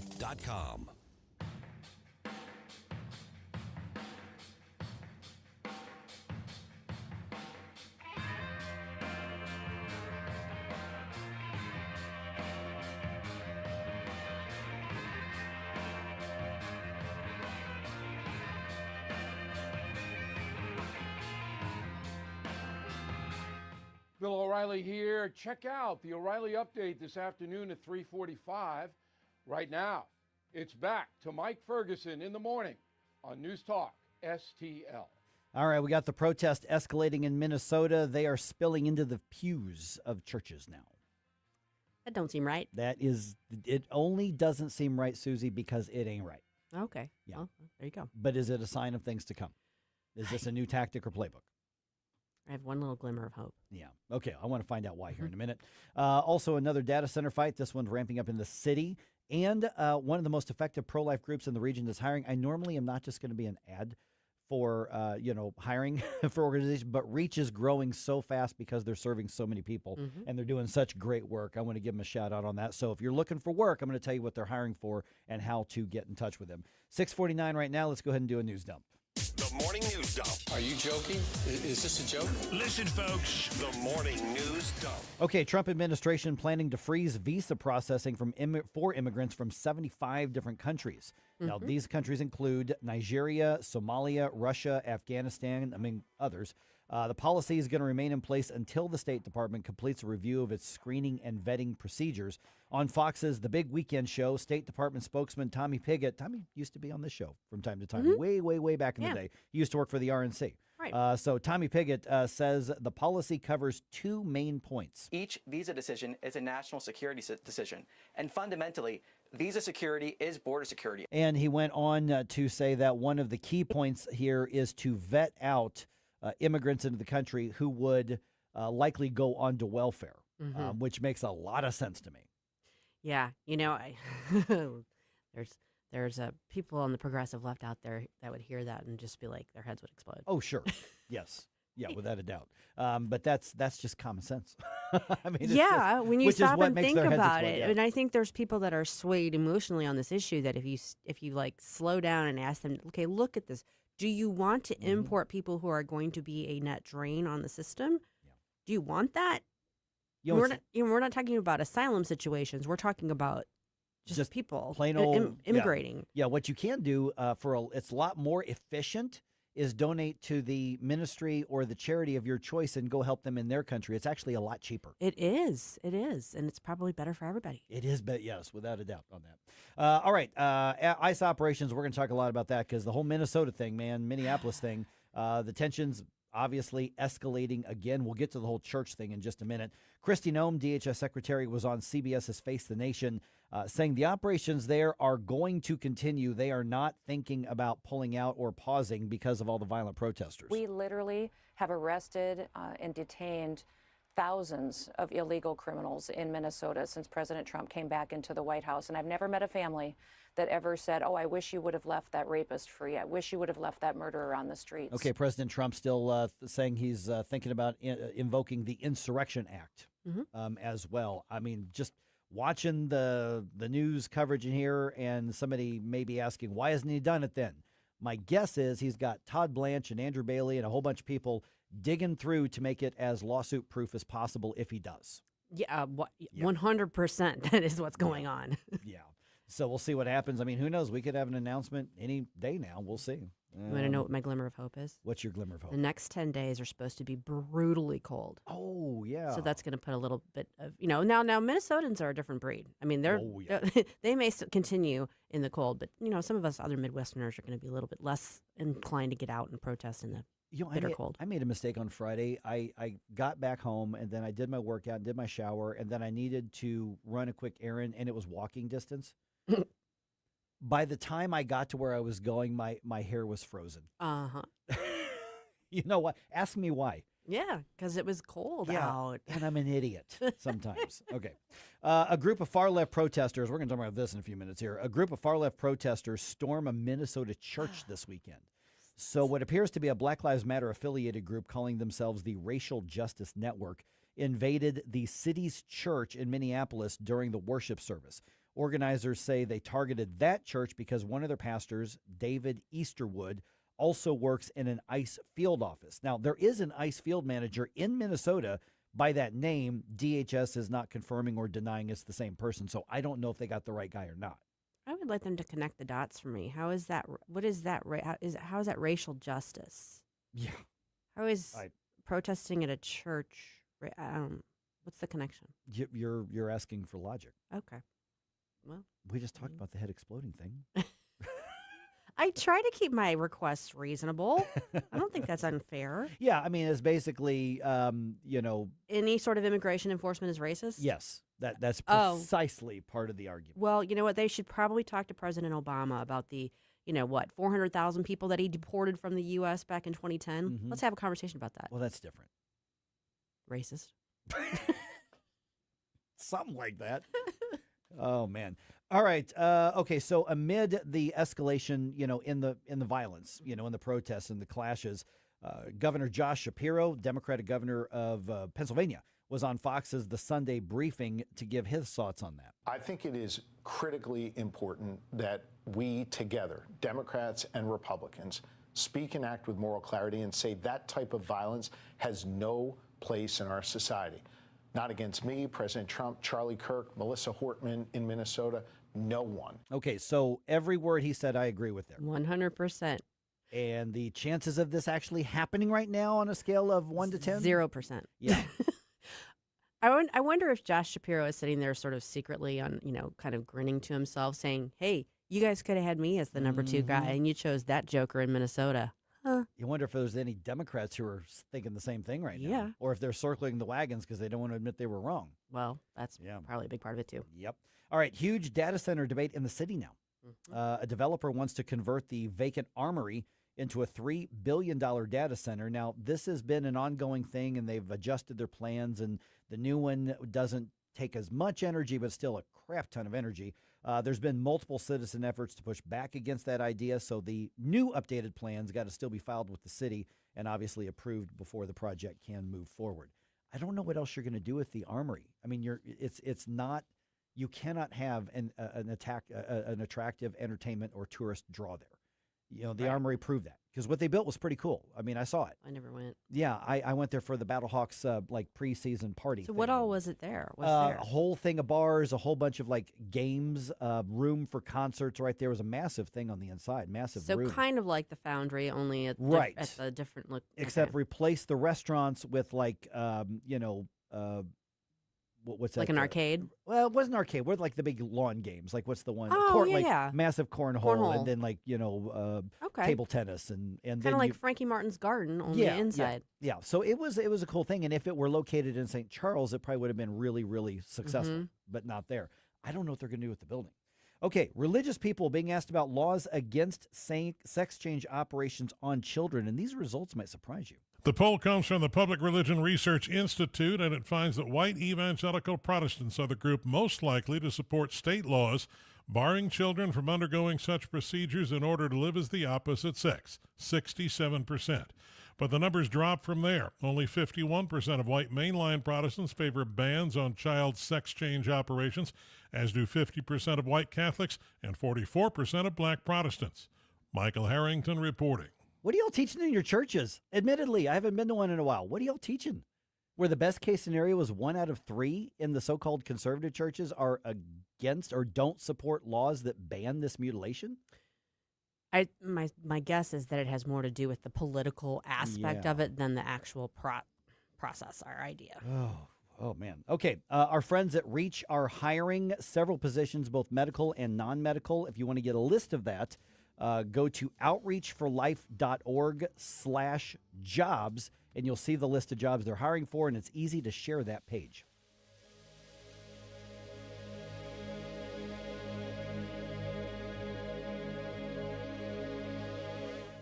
Hey, it's Susie Moore. If new flooring makes you think hassle, think again, because Michael's Flooring is changing the game. For over 30 years, Michael's has been locally owned and trusted for quality, variety, and amazing service. Whether it's carpet, hardwood, laminate, luxury vinyl, or ceramic tile, their expert team makes installing new floors exciting, not stressful. That's why customers keep coming back. Visit Michael's Flooring at St. Peter's, Starting Prairie, Creve Coeur, or online at igotfloored.com. That's igotfloored.com. Do you own a timeshare? Well, face the facts. You made a mistake. You made a bad purchase. A timeshare is not an investment. It's a money pit that continues forever. If you use your timeshare, that's great. But if you don't and you want to legally get out of your contract, call my friends right now at the Timeshare Exit Hotline. They're an experienced team of lawyers who help good people like you get out of a timeshare contract that they just don't want. Don't throw away your money on maintenance fees. Use it for things you really want. We can help you end your timeshare contract and stop the money drain immediately. If you're ready to move on with your timeshare, call our team right now. Cancel your timeshare now with this free call. 800-524-1641. 800-524-1641. 800-524-1641. That's 800-524-1641. The left, for months now, one by one, have been begging for a civil war. Every caller gets their say. We got to stop and not put these officers in situations where they feel like they have to overreact. And whether you agree, we have to assume some responsibility, because I'm a black man, or disagree, I think you're politically wrong. I do not need athletes to tell me. You're invited to join the conversation. Thank you for canceling all your games. Now I get it. 101.9 and 94.1 News Talk STL. KLGY HD3 Clayton, K270BW Bellefonte, KNBS Bowling Green. This is News Talk STL at 101.9, 94.1, and always streaming at NewsTalkSTL.com. Breaking news this hour from Town Hall. I'm Rich Thomason. It seems no location is off limits to anti-ICE rioters in Minneapolis-St. Paul. And that includes houses of worship. A church service was underway yesterday when rioters barged in, wreaking havoc. President Trump has placed 1,500 troops on standby for potential deployment to Minneapolis. Canadian Prime Minister Carney is decrying President Trump's threat of higher tariffs on European countries that work to block U.S. acquisition of Greenland. We're concerned. We're concerned about this escalation, to be absolutely clear. We always will support sovereignty and territorial integrity of countries wherever their geographic location is. Carney on Canada's CTV network. With a death toll in the thousands in anti-regime protests in Iran, hackers briefly took over Iranian state TV. The hackers' video aired Sunday night in Iran contained 2 clips of exiled Crown Prince Reza Pahlavi, then included footage of security forces and others in what appeared to be Iranian police uniforms, who claimed, without offering evidence, others had laid down their weapons and swore an oath of allegiance to the people. The semi-official Fars news agency quoted a statement from the state broadcaster acknowledging that the signal in some areas of the country was momentarily disrupted by an unknown source. The move comes as the death toll in a crackdown by authorities that smothered demonstrations reached at least 3,900 people killed. Activists say they fear the number will grow far higher as information leaks out of the country, still gripped by the government's decision to shut down the internet. I'm Charles Dilladesma. Wall Street closed today, Martin Luther King Jr. Day. More on these stories at townhall.com. Everybody loves the season of giving, but now the season of paying for it is upon us. That not-so-wonderful time of the year when millions of Americans open their credit card statements, stare in horror at the balance, and resolve then and there to find new ways to save money. If you're among those Americans, why not start by cutting your wireless bill in half right now with Pure Talk's Saver Plan? It's easy. You'll get unlimited talk, text, and 3 gigs of high-speed data on a super-fast, nationwide 5G network for just $20 a month. Just dial pound 250, say Mike Rowe, and you'll save an additional 50% off your first month. Ho, ho, ho. And if you're active or former military or a first responder, you'll save an additional 20% every single month. That's pound 250. Say Mike Rowe for the gift that keeps on saving from America's wireless company, Pure Talk. From the Michaels Flooring Outlet Weather Center. Well, the Martin Luther King Day forecast boils down to one word, brr. Morning wind chills dip below 0 with a stiff northwest wind. Now, thankfully, those winds weaken this afternoon, but it's going to stay cold, even with mostly sunny skies. The high today only around 23. Partly cloudy tonight, another cold one, but not as windy, down to 13 early Tuesday morning. 38 for a milder high tomorrow, and then Wednesday is the pick day of the week, the warmest, with a high in the middle and upper 40s. From the First Alert 4 Weather Center, I'm meteorologist Matt Chambers. This hour of News Talk STL is brought to you by Rodney and Jen Wallner and the entire Wallner home selling team at Berkshire Hathaway. Call them today at 314-810-SOLD. 314-810-SOLD. Streaming TV is where it's at. It's not about cutting the cord anymore. That's old news. It's all about your customized TV options. With the best and cheapest high-speed internet and your own TV subscriptions, we've got your dream TV lineup. Between wired and satellite internet and TV, you now have tons of options. Save money and get more internet speed and better TV today by calling the Whole Home Connect. We scan your location and offer you the best TV and internet options. And we always have specials and promotions. So when you call, ask about that. Take 5 minutes of your time. Make this free call now and learn how to save money and get better internet and TV for your home anywhere in the U.S. Make this simple and free call now. 800-257-1632. 800-257-1632. 800-257-1632. That's 800-257-1632. Mike Ferguson. I'm a stud. I'm ballsy. I don't take no from anyone. Susie Moore. I disagree on his assessment of the situation. Get up, St. Louis. So it's time to get out of bed. Pour yourself the greatest cup of kofifi the world has ever seen. Rise up with one voice, drain the swamp, and take back our country. Today's the day we're going to do it, and it's time to do it right now, believe me. Mike Ferguson in the morning on News Talk STL.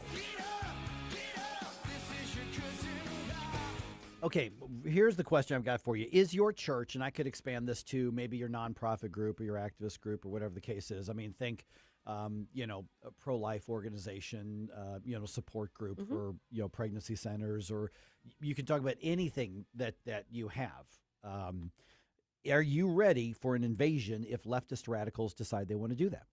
Okay, so that's the question I've got out there. If your church doesn't have a plan for security that includes this, you may want to get one ready. It's unfortunate the churches already have to do that, take that security so seriously because of other tragedies that have happened. But look at this tactic that could be happening. So I want to get into that. And then at 7:20, let's talk specifically about what happened in Minnesota and what these radicals are getting wrong. And is that a reflection of the hard left's line of thinking, or is this just a group of morons who got really active? I think that it's probably somewhere in between those two, but closer to this is really how they think. But the chaos that's happening, everywhere, can be overwhelming. It really can. So that's why Red State, you all make it easy, Susie, to keep track of what is happening. So, Susie, how should we get this week's reading started? This is the Red State Rundown.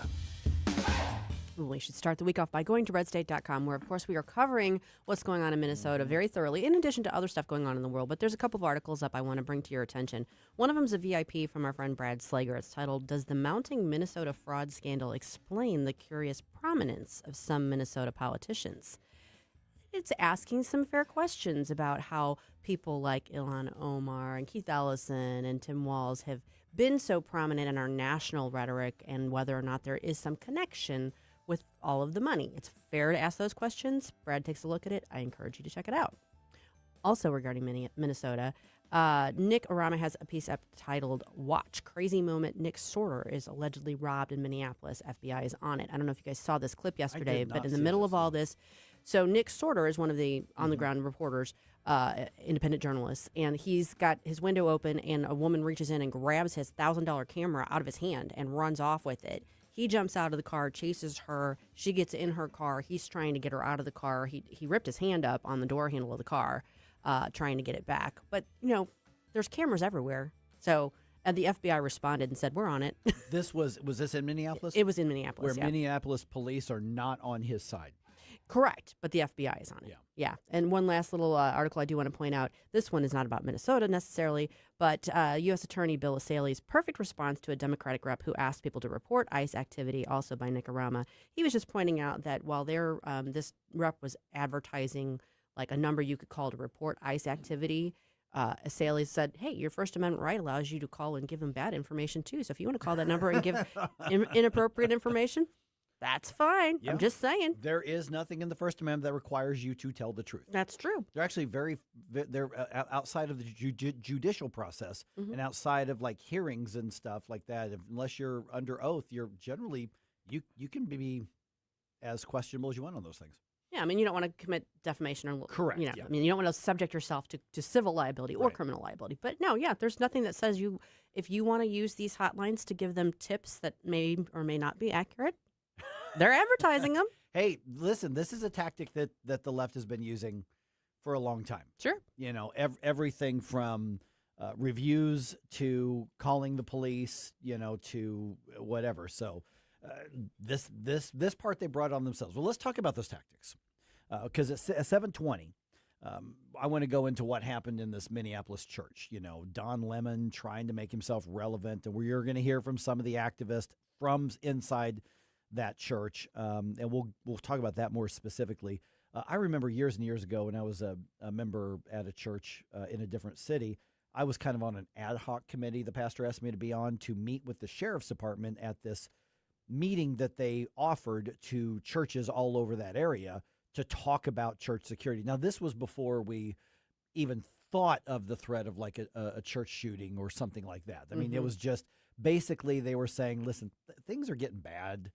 Someday they're going to be bad. You really ought to have a plan. And they just had this sort of seminar, and they asked me to go to that and work with them. And, the church I was at had enough military veterans who had experience that I can just tell you it would be a really bad idea to go into that church and try something. You're not going to last very long. That's for sure. They took that very, very seriously, and this was a very, very conservative church, and they really loved themselves some Second Amendment. So you look at now this situation where swarming a church with a massive number of people and just walking around and shouting and drowning out what's happening. So we'll talk about the specifics in Minnesota here in a few minutes. But Susie, that activist groups all over the country are looking at that, and they don't think rationally. True.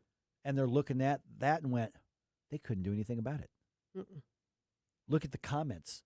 Our side is fired up. Don't think for a minute that this might not happen anywhere else in the country. So what happens if it happens at your church? Here's what I'm asking you to do. Think about yourself in that pew. If you went to church yesterday, or Saturday, or whenever you went to church, or you went to, temple, or you went to whatever, think about yourself in your pew or in your seat. Think about somebody coming in and shouting down your pastor, shouting down your rabbi, shouting down your elder, your deacon, whoever, and disrupting and going off on you and your church and your pastor because you disagree with them, because you have a different perspective. Realistically speaking, in your mind's eye, when you're playing that movie, what is your church going to do? Because what that Minnesota church did was look around and go, we can't do anything. And people were just leaving if they could get out. Now, I didn't hear any reports of them being held in the church. No. But they were scared into stopping their worship service. Yeah. So what is your church going to do? What should they do?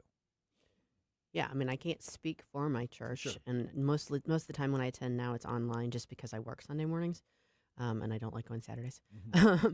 But I feel very confident from a security standpoint that my church would be perfectly able to handle a situation. Now, in terms of what they would do, depending on the size of the group, yeah, I mean, they're not gonna want there to be like a violent confrontation, melee or something. right? No, they are not gonna want that.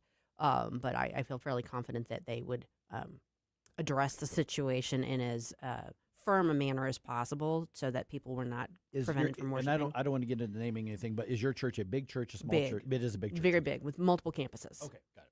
So the church that I grew up at is the one that I probably spent the most amount of time in my life, and we had some very firm individuals, very compassionate, but they were also the type of people that were not afraid to confront things if it came to that. So I don't think realistically there would have been any sort of physical hands-on violence. I can imagine what they would have done is said, well, let's go. And it wasn't a massive church. It was maybe 75 or so people. That's an average size church. Yeah, it was about that's average. very average. Very typical size church, but we probably would have just went and resumed the service at another part of the church while we waited for law enforcement to come, because you can indeed put no trespassing signs on your building, and if they want to come in and they're asked to leave and they don't, they are officially transferred. They really are. But then you got to wait for law enforcement. Then you've got a large thing, and they've met their goal just by doing it. Yeah. Sure. At some point, do we worry about this getting ugly?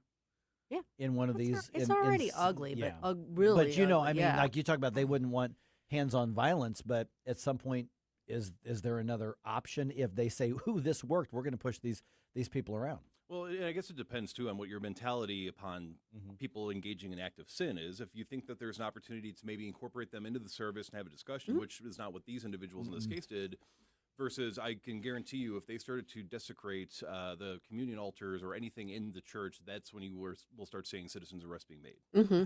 They're not going to put up with that, but they might say, hey, we're going to have a couple of you guys sit here and distract them for a bit. The rest of us, we're going to go to the other side of the church and resume what we were doing. Yeah. I mean, I think the important part here is that churches need to be having this conversation. Like the leadership needs to be having these conversations and be prepared. I'm sure most churches are, have a plan in place for a security situation, whether it's an active shooter or just someone, getting out of hand. But yeah, this is a different sort of incident or issue to address, but there does need to be some discussion about it and about how you would handle it. Yeah, because the threat now is different. It's changed. They're thinking about that, or one person being disruptive. I remember the only time I think I've ever seen it, there was a guy who came into the church I was going to years ago, just kind of walked in off the street, and the church I was at was fairly good about welcoming in strangers and stuff and things like that. And then he didn't like something that the pastor said, and he shouted out, "That's not right. That's wrong." And Gary was like, "Sir, I'll be happy to talk to you this after church, but you got to respect what we're doing." And he yelled again. He's like, "Time for you to go." And the guy stomped out, and about 3 of us followed him to make sure that he left, after that. But that's the only time I've ever seen that. That's the kind of thing they're probably thinking of, not a swarm of 50 people or whatever this was. Yeah, if I was in charge of a congregation, I would be getting in contact with local law enforcement right now just to see what my potential options are, because we've seen videos of these anti-ICE people banging pots of pans, blasting. That's a noise violation, and yet cops are not showing up to respond to that because they are on the side of the protest. I was going to say, that's Minneapolis. That's the other thing. I live in St. Charles County. I don't think law enforcement is going to be the issue in terms of responding in a situation like that. They're not going to roll over and play dead on that one. No, they're not. They're just not. But that's the advice. Churches, deacons, elders, priests, rabbis, especially if you are Orthodox or conservative at all, you're the ones who are going to be probably targeted. Leftist churches, you're fine. Don't worry about it. Yeah. Well, like we just said, leftist protesters have expanded from just protesting in the streets to protesting in the pews. And at 7:20, we're going to tell you why they targeted that specific Minnesota church. Destination, making cold mind to fight your war. Stop it right now. I have had enough of this. Turn my eyes. Mike Ferguson in the morning. Everybody wants me to dance. Could you imagine FDR dancing? On NewsTalk-STL.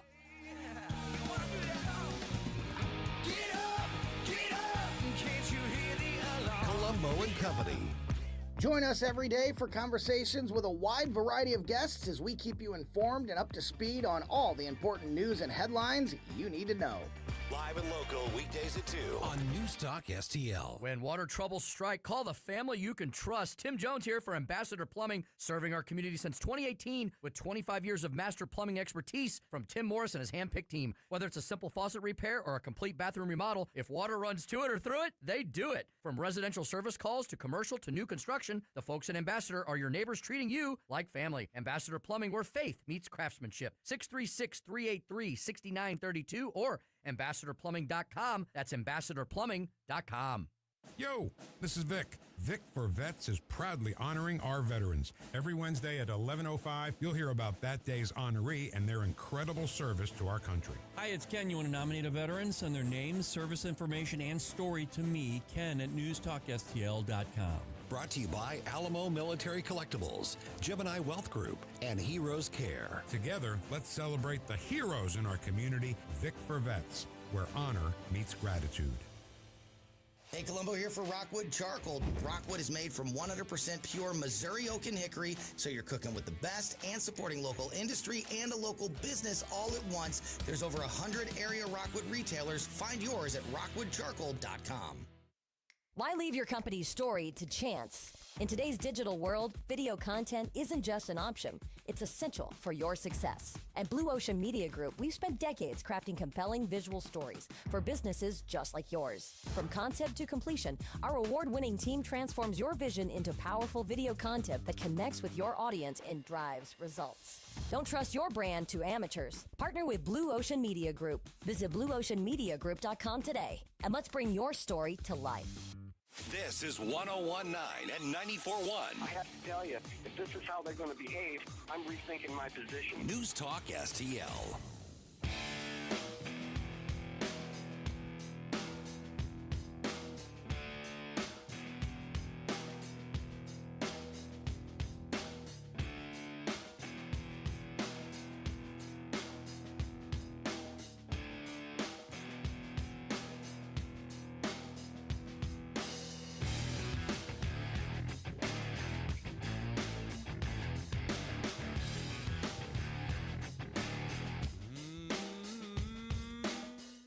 Hi, it's Randy Tobler here. Pour a big cup of coffee and catch my show every Saturday morning from 6 to 9. Right now, it's back to Mike Ferguson in the morning here on News Talk STL. I like that one. Mm-hmm. Oh, you have to love Audio Slave. Love that one. Yeah. It's got a good groove. Good crunchy groove to it. All right, 7:20 right now. Okay, so never assume that this is as low as they'll ever go. Okay, we didn't think the left would go that low, but they'll never go worse than that. Never assume that. Yeah, there's no bottom. There's really not. The mobs are now invading churches. Okay, I know technically they've invaded one church. There's probably been some other times where they've done something along there. But the big major one, we know that there was the one in Minneapolis here. And as we were I want to pick up where we left off there. Do not be surprised if this inspires other actions like this around the country. Yeah, I won't be. Yeah. So Don Lemon, of all people, is in the middle of this, and he goes from being active, with the group going into then ending up going, well, I didn't really have anything to do with it. I just happened to be here. So we're going to follow that arc through the rest of the story. So he was talking to one of the organizers of this protest before they invaded the church, and here's part of what he put on social media. Because he's got time, because no one will hire him. So he had time to do this.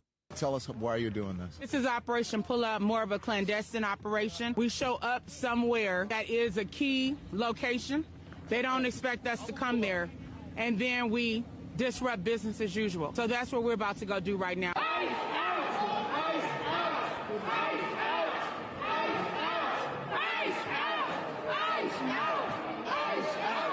Demanding justice for Renee Good and letting them know that this will not stand.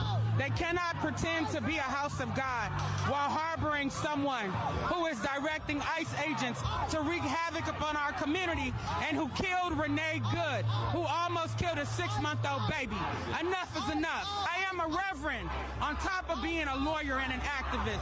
So I come here in the power of the Almighty God. Nobody on the left comes in the power of Almighty God. Did they say it was the pull up or the pull out? Operation pull up or pull out? I thought she said pull out. That's what I thought too. Which was, it kind of got lost in there. Yeah, let me do this again here, real, just to see here. Don't expect us to come there. And then the key location. Okay, let's try this.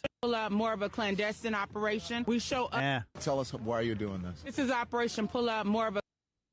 Pull out is what it sounds like. That's what like. I thought too. But it's It bad sounds name. Like Bad- pull up to me. What's that? It sounds like pull up. to Pull me. up.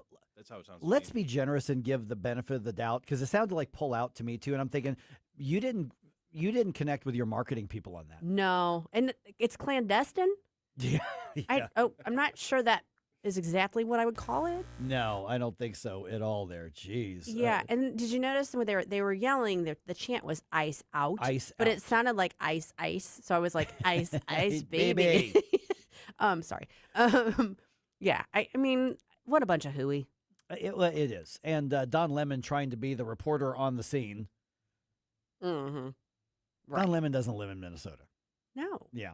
So we'll get to that here in just a second.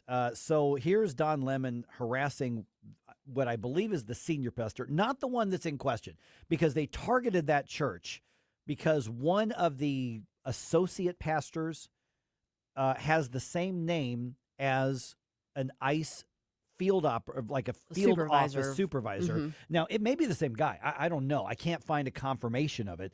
They believe it's the same guy. I haven't seen a confirmation or denial. It may be. I don't know. But they targeted that church because somebody with the name of an ICE field office supervisor is an associate pastor there. So here they are talking to one of the other pastors. This is Don Lemon sticking one of those little lapel mics up in his face and leaning in on him here. What do you think of this? I mean, this is unacceptable. It's shameful.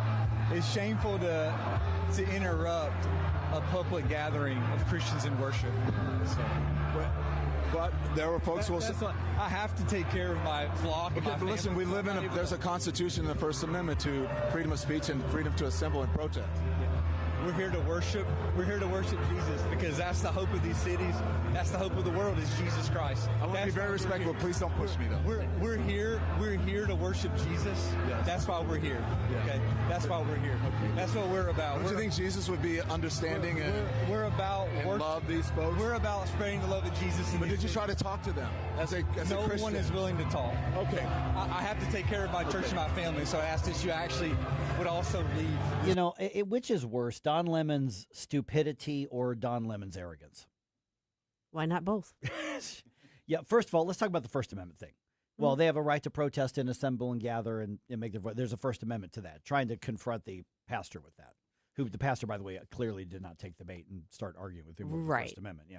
Yeah, I mean, it's here I go getting mad again. Mm-hmm. It's just such a bastardization of the concept because you're interfering with their First Amendment right to worship and gather and assemble. You want to have your protest, but you don't go on private property to do that, and you don't disrupt other people's services and their businesses. So under his logic, Don Lemon's logic, then his living room is fair game if we really want to exercise our First Amendment rights. Absolutely. I mean, that's fair, right? Right. Oh, absolutely. And I would say his bedroom is, but I don't want to go there. Oh, no. And I can't think of any time in history where the people that intentionally seek out people at places of worship to disrupt and harass were the good guys in the situation. No. Because, they're minding their own business. They're congregating together. They're worshiping, and they're exercising their First Amendment rights, which apparently don't matter to people that think that they're supersede that. I mean, our rights are, I don't know, we're more equal than yours. Yeah, some rights are more equal than others. Yeah, to go to an Orwell argument there. And, of course, Don Lemon's trying to ride this back to relevance. I mean, not even people on the left take Don Lemon seriously anymore. I have a little piece of advice for Don, too, if he wants to, continue this quest. Looking down into the camera isn't going to be a good look for him because he's starting to kind of get the jowls and stuff. He's starting to look a little bit more like, he's looking a little like Angela Lansbury in this picture. Yeah, and, unemployment will be a strain on you. It's going to age you. It on is. This. And so the way that he first was posting these, it sure looked like he was like leading the charge. Mm-hmm. And so obviously social media then turns around and blasts him, and then he does a little CYA. So here's what he posted on social media after the debacle in the city's church. I had no affiliation to that organization. I didn't even know they were going to this church until we followed them there. We were there chronicling protests. Once the protest started in the church, we did an act of journalism, which was report on it and talk to the people who were involved, which included the pastor, members of the church, and members of the organization. That's it. It's called journalism. First Amendment, all that stuff. For all of you people who believe in the First Amendment, absolutist, there you go. So why don't you talk to the actual person who is in charge of the organization and whose idea it was to have the protests at the church before you start blaming me for stuff for which you have no idea. I used to be a reporter. Mm-hmm. I used to be an anchor. I have been told to leave multiple times in places when I was on private property. Sure. I had the right to go in and ask a question, but the minute they said, well, you're not welcome here, please leave, I had to leave. You didn't do an act of journalism? I attempted an act of journalism. And then, would write the script, and I wasn't on camera at that point, but I was writing, so the anchors would read it. But that's part of the deal, Yeah. and so, you can make an argument if you're on like a public school or city hall thing, but that's not what we're talking about here. No, it's not. Yeah. No, he's just, I'm trying not to be a name caller. Dump button. Ready. No, it wasn't even going to be a curse word, but it's idiotic what he is doing and trying and claiming to be doing. Right. And the funny part was when you saw the video, he does this like face thing. He's like, the smarmy sort of, don't you realize how smart I'm like, dude, you look at who CNN, you were too lousy for CNN. Even they couldn't take you anymore. Yeah, and there's a problem, and it's not just on the left. There's a problem though when a quote unquote journalist, the story ends up becoming about them. Right. Now, sometimes it's because that's not within their control. It's because somebody else makes it about them. But sometimes it's them making it about them, and that's what Don Lemon is the king of doing. Yes, making it all about himself instead of we're here covering this. We're getting both sides of whether this is he's injecting himself into this, and then when people are directing heat at him, trying to extract himself from it. Yeah. Doesn't wash. I mean, I'm trying to relate my experience with this. And, I went to the BLM protest that turned into a riot and got us martial lawed back in Illinois. And I was there just to document. I try to make it explicitly clear I'm not with either of these groups. I'm just here to document what's going on. And I did question a few of the officers and some of the people that were protesting, but I did not frame it in a debate. I'm going to tell you why what we're doing is legal and right and morally correct. I just wanted to see what are your thoughts and opinions of what's going on right now. That seems to be the most, that should be what journalists strive to do. Is it that's not? an act of journalism. Yeah. Okay. So if I had gone there and I had said, look, all these protesters that are throwing cones and rocks and screaming at you, they're all justified. Why are you such bad people? That probably would not be. That's advocacy. Okay. So in this instance, he's that doesn't advocating. pass the Martha Roundtree sniff test of journalism. No, it does not. Or the David Brinkley one. Even David Brinkley, who was center left. Back in the day. It does not. Yeah. Got some thoughts on that? Let us know on social media there. In other news, the president has a plan to make healthcare great again. What, if anything, should Congress do with it? We'll get the update from Congressman Dr. Bob Onder at 7:35.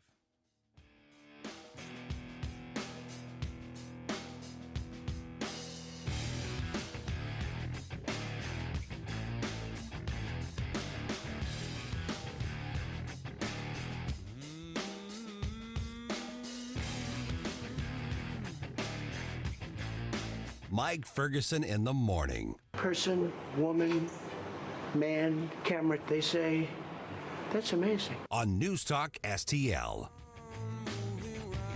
From the Michaels Flooring Outlet Weather Center. Well, the Martin Luther King Day forecast boils down to one word, brr. Morning wind chills dip below zero with a stiff northwest wind. Now, thankfully, those winds weaken this afternoon, but it's going to stay cold, even with mostly sunny skies. The high today only around 23. Partly cloudy tonight, another cold one, but not as windy, down to 13 early Tuesday morning. 38 for a milder high tomorrow, and then Wednesday is the pick day of the week, the warmest, with a high in the middle and upper 40s. From the First Alert 4 Weather Center, I'm meteorologist Matt Chambers. They served our country with honor. Now it's our turn to serve them. Join the freedom13.org for an unforgettable gala honoring America's heroes, February 27th at the Foundry Arts Center in St. Charles. A special evening supporting Freedom 13's bold mission. 50 camps in 50 states on more than 50,000 acres, building 650 homes for veterans, police, and their families. Tickets and sponsorship opportunities are available now. Visit thefreedom13.org. That's thefreedom13.org. Larry Connor's Commentary, brought to you by Vincent's Jewelers, offering a wide selection of jewelry, including lab-grown diamonds, affordable earrings, bracelets, necklaces, and rings, up to 75% off their natural counterparts. Visit VincentsJewelers.com. This is Larry Connor's Commentary on News Talk STL. On this day honoring Dr. Martin Luther King Jr., I think it's worthwhile looking back over some of his most famous quotes. They stand the test of time. One, on character and purpose. Intelligence plus character, that is the goal of a true education. The ultimate measure of a man is not where he stands in moments of convenience and comfort, but where he stands at times of challenge, controversy. Another one, everybody can be great because everybody can serve. And still this on love and hate. Hate cannot drive out hate. Only love can do that. Love is the only force capable of transforming an enemy into a friend. And I have decided, he said, to stick with love. Hate is too great a burden to bear. He added that the ultimate tragedy is not the oppression and cruelty by bad people, but silence by the good people. He also said if you can't fly, then run. If you can't run, then walk. If you can't walk, crawl. Do whatever you need to keep moving forward. And then this one, our lives begin to end the day we become silent about things that matter. Get more Larry Connors on Larry Connors USA. Tonight at 6 on News Talk STL. Previously, I've told you about dustless blasting, a special service offered by Wellington Environmental. It could work for you in your place. Recently, a crew removed a driveway sealer that had failed. The owner wanted to go back to the original concrete so it could be properly sealed. Dustless blasting worked. That homeowner is happy. Now, sometimes surfaces need pressure washing instead of blasting. In fact, there was an exterior stone fireplace cleansed by pressure washing, and when it dried, all the dark stain was gone. That stone had its original appearance. Wellington is versatile with blasting. Dustless blasting or whatever you need. They will evaluate and make a decision. How do you get them to your door? Very easy. Call 314-644-4930. 644-4930. Wellington Environmental, making your world great. In fact, be safe, be well with Wellington Environmental. Now you can fly anywhere in the world and pay discount prices on your airline tickets. Book a flight today to London, Paris, Madrid, or anywhere else you want to go. And pay a lot less guaranteed. Call the International Travel Department right now at Low Cost Airlines. 800-515-2397. 800-515-2397. That's 800-515-2397. Free speech is alive and well in America. Thanks for taking my call. Right here. You know what's going on? To have our great awakening. You see through the smoke screen. It's cool to be woke. News Talk STL. Until it's not. News, analysis, opinion.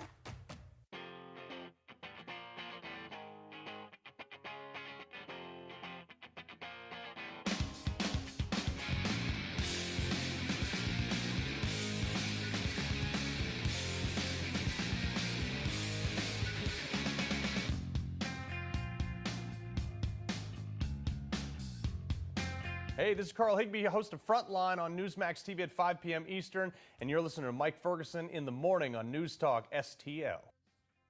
Okay, I'm going to call it still a big government approach, but is it a better version than Obamacare? Because right now, it's not a matter of is the perfect going to be the enemy of the not as bad. Right. Or maybe the better, however you want to look at it. How can we, using the quotes here, make healthcare great in 2026? We're now joined by Congressman Bob Onder. And Bob, let's start there real quick. And then I want to get into all this nonsense that's happening regarding the violence, in Minnesota and whether the president should do with the Insurrection Act or whatever the case is. But let me start there. I want to tap into your medical background here as well. The president offers his essentially framework. He didn't go super detailed, but what did you make of his proposals that he's asking Congress to jump on and put into law somehow? Yeah, well, good morning, guys. It's great to be back on this chilly morning. I guess it was Friday, President Trump released an outline of what he called the Great America Health Care Plan, and it's really only an outline. It has some really good things in it. It has some things that I'm going to have to see the details, but it has great transparency measures for providers like doctors and hospitals and also for insurance companies, so patients can know what health care costs. That lack of transparency is probably one of the biggest problems of our current healthcare system. It ends kickbacks from pharmacy benefit managers to what the president called large middlemen that raise drug prices. It fixes a problem in Obamacare known as cost share reductions. Doing that can lower Obamacare premiums by 11%. It's something we Republicans did in the House health care bill last month. And then it, talks about sending Obamacare subsidies directly to patients.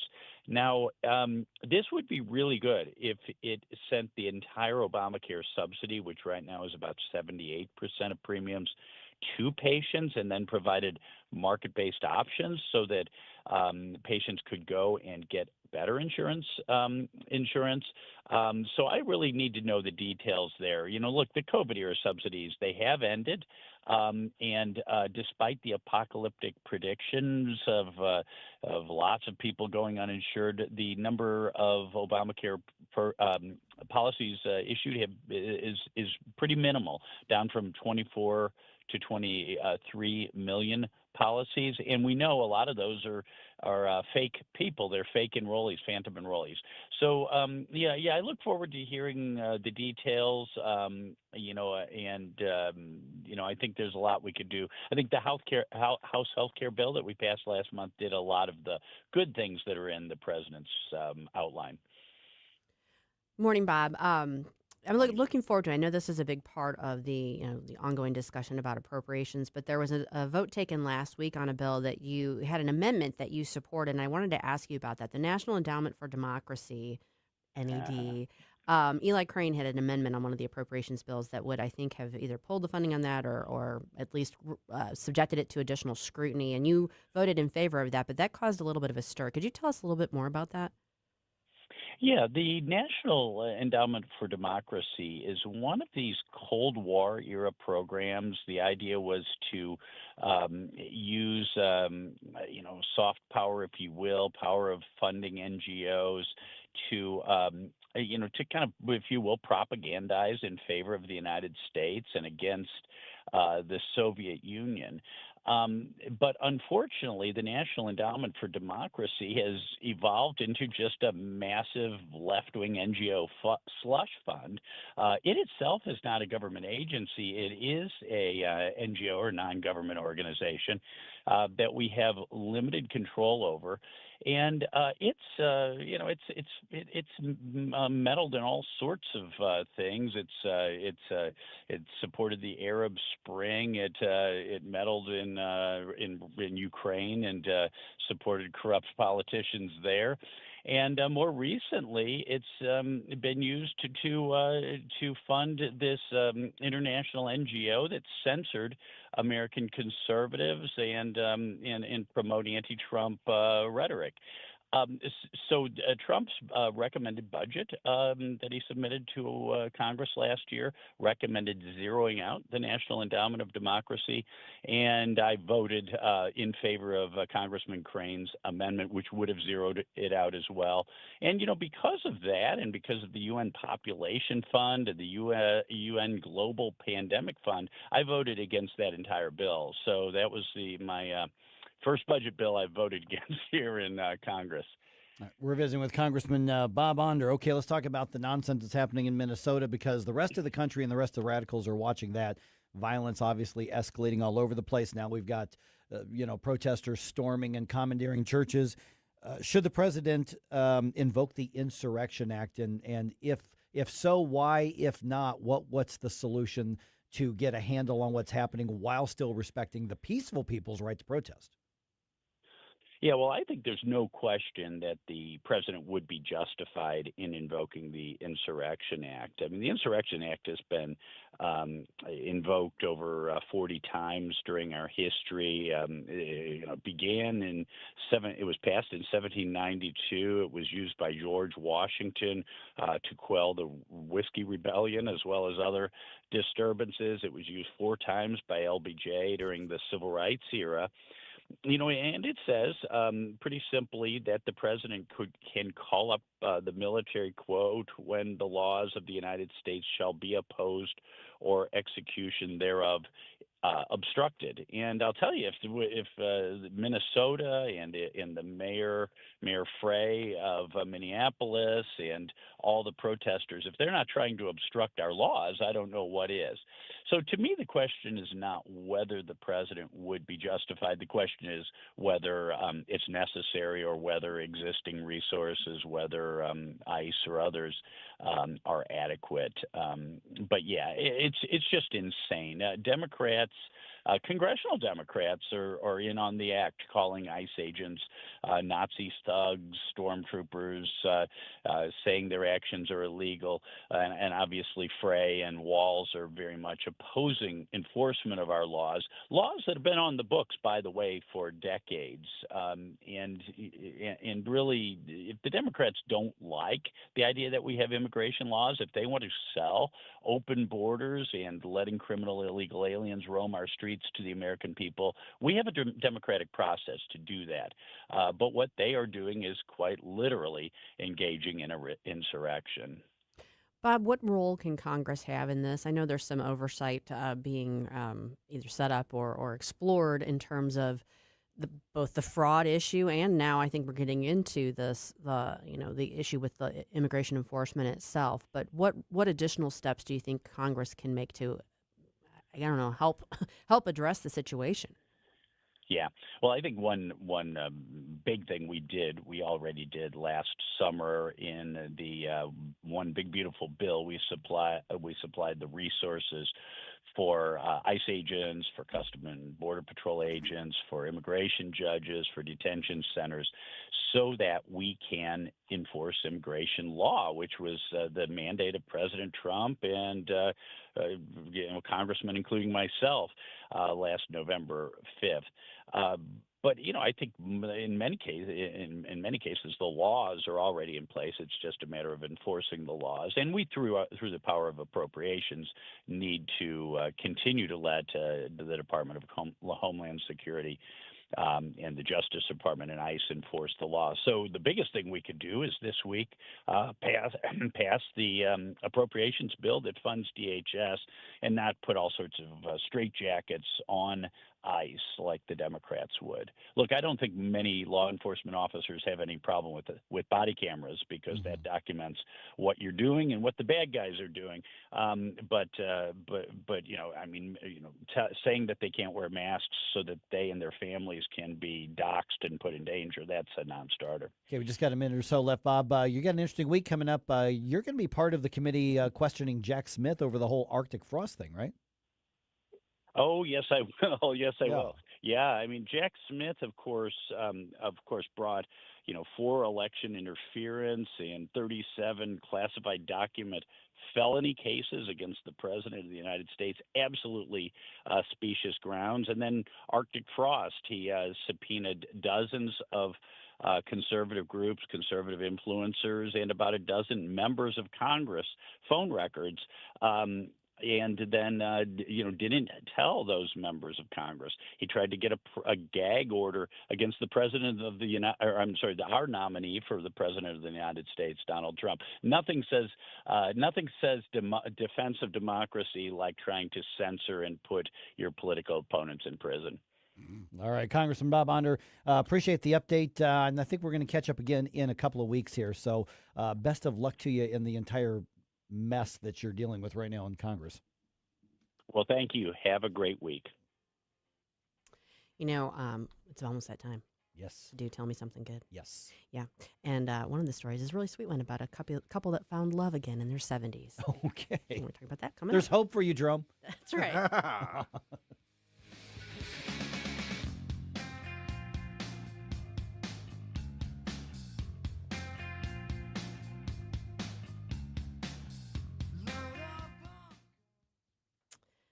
It is bitter cold out, and so you may be thinking about your heating, whether your furnace is working right. You may be thinking, hey, we need to get that checked out. I know who you should call. It's DL Pranger HVAC. When it comes to heating, cooling, and refrigeration, you want to trust the family that's been keeping St. Peter's comfortable since 1974. DL Pranger HVAC is small enough to care, experienced enough to deliver. Call DL at 314-640-9617. If you think you're being charged too much for a new system, you probably are. If you have a competitor's bid, call DL Pranger. They'll beat it by 20% guaranteed. From home HVAC to commercial refrigeration, from beer caves to restaurant coolers, Pranger does it all. They're licensed, they're insured, and they've got 100% customer satisfaction guaranteed. DL Pranger HVAC, call 314-640-9617. That's DL is who you want to call. You can find them on Facebook, DL Pranger HVAC. Family owned, customer approved. Hi, it's Ken Williams, and my favorite Capriati sandwich is the Capistrami. You've got hot pastrami, melty Swiss cheese, crunchy coleslaw, and zesty Russian dressing. What else do you need? I love Capriati's, and you will too. On Manchester at McKnight in Rock Hill. It's been said that when someone you love has Parkinson's, you have Parkinson's. If you have questions, the Parkinson's Foundation has answers. Learn more at parkinson.org or call 1-800-473-4636.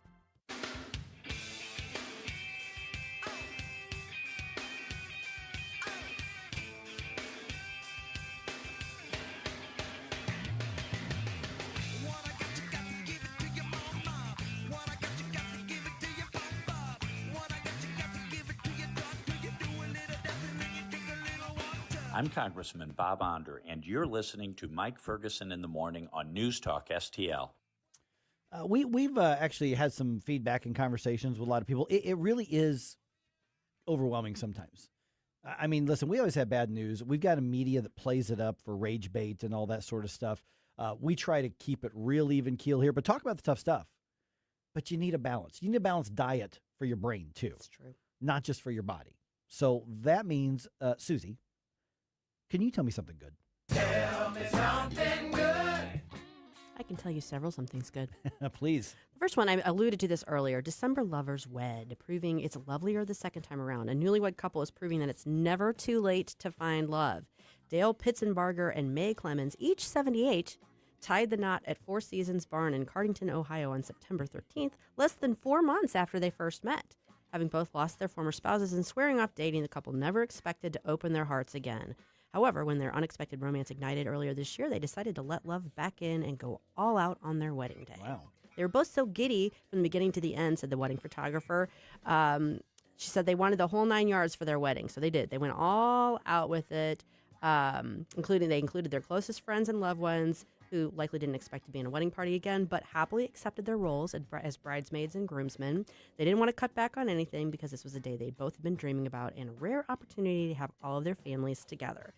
It was love at first sight when they met. They were introduced by a grandson at church in May and were smitten with one another. The duo was admittedly a little rusty when it came to dating because neither had gone out on a date since their previous marriages. However, everything went off without a hitch, and there were instant sparks on their first date in June. About a month later, they got engaged. Clemens says she knew Pitzenberger was the one because he rang the doorbell and brought her flowers on their first date. For him, it was the next morning because he couldn't stop thinking about her. Their love advice is simple. When you put God in the picture, there is true love after 70. Don't give up. Spur of the moment is the best. Okay, see, I've got all these snarky old people jokes, and I love that story so much, I'm not going to say them. That's sweet. Yeah. Tell me something good. Okay, this is another story kind of about marriage, but in a little bit of a different way. A wife wins $4.5 million mansion after ignoring her husband's advice not to bother. Oh. A wife who ignored her spouse's suggestion to stop entering contests has won a mansion worth nearly $5 million, saying, "This is precisely why I never listened to my husband." This is the ultimate I told you so. I know. Nicola Dickinson became an instant multimillionaire after winning the spectacular home in England's Lake District. It becomes mortgage-free and fully furnished with its own private lake. Wow. Yeah, she brought the winning entry for just 25 pounds or $33 as part of a drawing. After the win, she revealed that her husband of 38 years repeatedly had told her she would never win in a million years, advice that she's now very glad that she ignored. Winning is precisely why I never listened to him, and thank goodness I didn't, but we're multimillionaires now.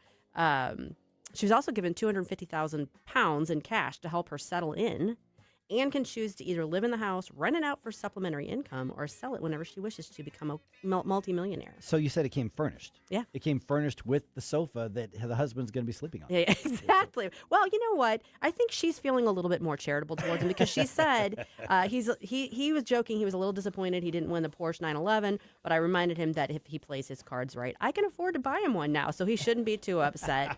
Anyway, a big win for them and a happy story and a good way to enjoy their marriage. Go live in the house. Well furnished house. Yeah. Right? Go live in the house. Okay. Go live in the house. Yeah, I would. Go do that. Tell me something good.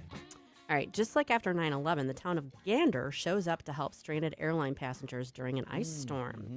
When an Air Canada flight from Montreal to St. John's was forced down on the tarmac in a small city during bad weather last week, the passengers were probably cursing their luck. But that's only because they didn't know at the time where they had landed. Gander, Newfoundland, has a history of showing up to stranded passengers in need, although it's been 25 years since it was last called into action. Following the September 11th terrorist attacks on the World Trade Center flights across North America were grounded. Those who happened to be grounded in Gander were helped into the town's hotels by a small army of volunteers showing up to the international airport to drive them there. The story made international headlines at the time and then manifested in a Broadway production, Come From Away.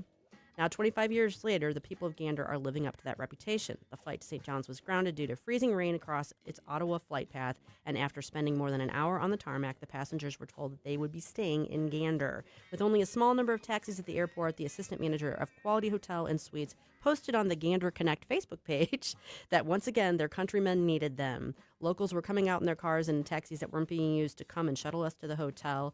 There's probably about 150 or 200 of us, maybe even more. And it was like experiencing Come From Away all over again. It's nice to know that the heart of the community is the same. But that was only half the spectacle. The following morning, each of the passengers naturally needed a lift back to the airport. So reports say that before they could even finish their continental breakfast, there were lines of volunteers outside the hotels waiting to chauffeur the misfortunate visitors back to the airport. It shows what's possible, whether for a person or a whole community, when they're called to uphold a reputation for kindness. I remember when that story got through the headlines with everything that was happening with 9/11, and that was like, oh, okay, not all people are bad. Yeah, that's true. It's true.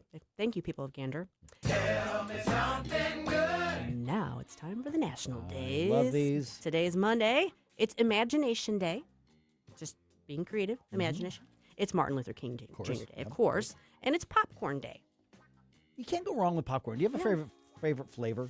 I like with the combos. I like when you get a little bit of each and then you kind of mesh them all together. It's kind of good. What about you? Well, I'm a big kettle corn guy, but I also do enjoy the cheesy popcorns. I like the cheesy. Everybody loves kettle corn. I also like the ones with the caramel on. Yeah, so I like a little bit of cheesy, a little bit of caramel, a little bit of butter. Kind of a good combo. Tuesday is Cheese Lovers Day. Love cheese. I'm a cheese lover. It's also Disc Jockey Day. Do we even have disc jockeys really anymore? Sort of. It's kind of modified. Yeah. It's a different thing now. Yeah. It's Butter Crunch Day too, and that looks like a kind of like a candy bar kind of almost. I was gonna say, is that the butter? No, I'm thinking Butterfinger. Yeah. Okay. No, Butter Crunch. Wednesday is Hyaluronic Acid Day. What? Hyaluronic acid. Now that's something that's like for hydration. It's for like it's almost like a lotion or something that you put on for hydrating. So that's when you got time to get me a card, guys. Yeah. I'm sure that Hallmark has one for this. It's Granola Bar Day. It's Squirrel Appreciation Day. Yay. How can you not appreciate squirrels? I like squirrels. I do too. If you look and stare at them, they're pests. I get it, but they're kind of cute critters. They are cute. The only problem I have with them is they keep running away with my brain. Ah, yes. Happens all the time. I get it. Squirrel. It's also Hugging Day, so be sure to hug someone on Wednesday. Not me. Okay. Just Just apparently not Mike. Mike doesn't like to be hugged. I'm not a hugger. He's not a hugger. That's interesting information to file away. Thursday is Polka Dot Day. Yay, polka dots. Yeah. Sanctity of Human Life Day. Yes. In honor of Roe versus Wade being being overturned. overturned. Celebration of Life Day kind of goes hand in hand with it. Yep. And it's Blonde Brownie Day. Those are underrated. Those Yeah. are tasty. Which, I mean, we just call them blondies. Yeah, that's what we called them too. Yep. And then Friday, not to be forgotten, it's Security Technician Day. Okay. Okay. Alrighty. It's Handwriting Day. Yeah. Yeah, I guess practice your handwriting. Because like they don't really teach cursive anymore. They're do going they? back. They're to coming back to it. It's coming back around. That was like a class when I was in grade school. We had the special stationery with the lines on it, and we had to learn how to write pretty cursive back in the day. It's important, and they've found that it actually helps some of the connections in the brain work. And then it's also Pi Day, PIE Day. I know there's a couple different days we celebrate that kind of relate to that, but it's Pi Day, so there's a good excuse to have pie. Okay, so then we beg the question around the room: your favorite kind of pie? Pecan. I'm torn between blueberry and cherry. Both good choices. Mm-hmm. What about you? Key lime. Oh, tangy. Yes, tangy tart. key lime. I like a real key lime pie. Like if I'm down in Florida playing in a tournament or something, I have a rule: if they have key lime pie, I don't care what meal I'm getting, I eat the key lime pie. Okay. So I will get like an omelet for breakfast and the key lime pie. Wow. Because you're in Florida, you get the pecans real for me. thing. Just saying. Also love a good French soak pie. That's good too. That's good.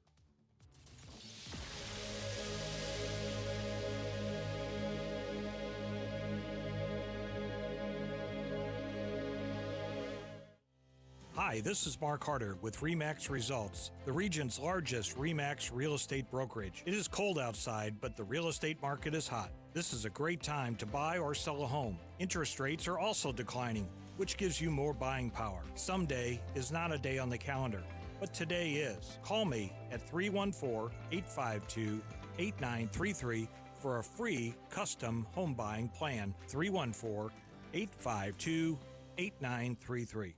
Is diabetes keeping you from enjoying life's special moments? At U.S. Med, we understand the challenges you face, and we're here to help. With U.S. Med, I can finally manage my diabetes without it managing me. U.S. Med offers a wide range of services to simplify your diabetes care. Personalized care plans, convenient access to cutting-edge diabetes tech, and knowledgeable support. Plus, we'll check your insurance so your diabetes care may be covered at little or no cost to you. With U.S. Med, I feel confident and control of my diabetes. I can finally live my life to the fullest. Don't let diabetes hold you back. Choose U.S. Med and experience better birthdays, better adventures, better anniversaries, and better everything. Call now. U.S. Med.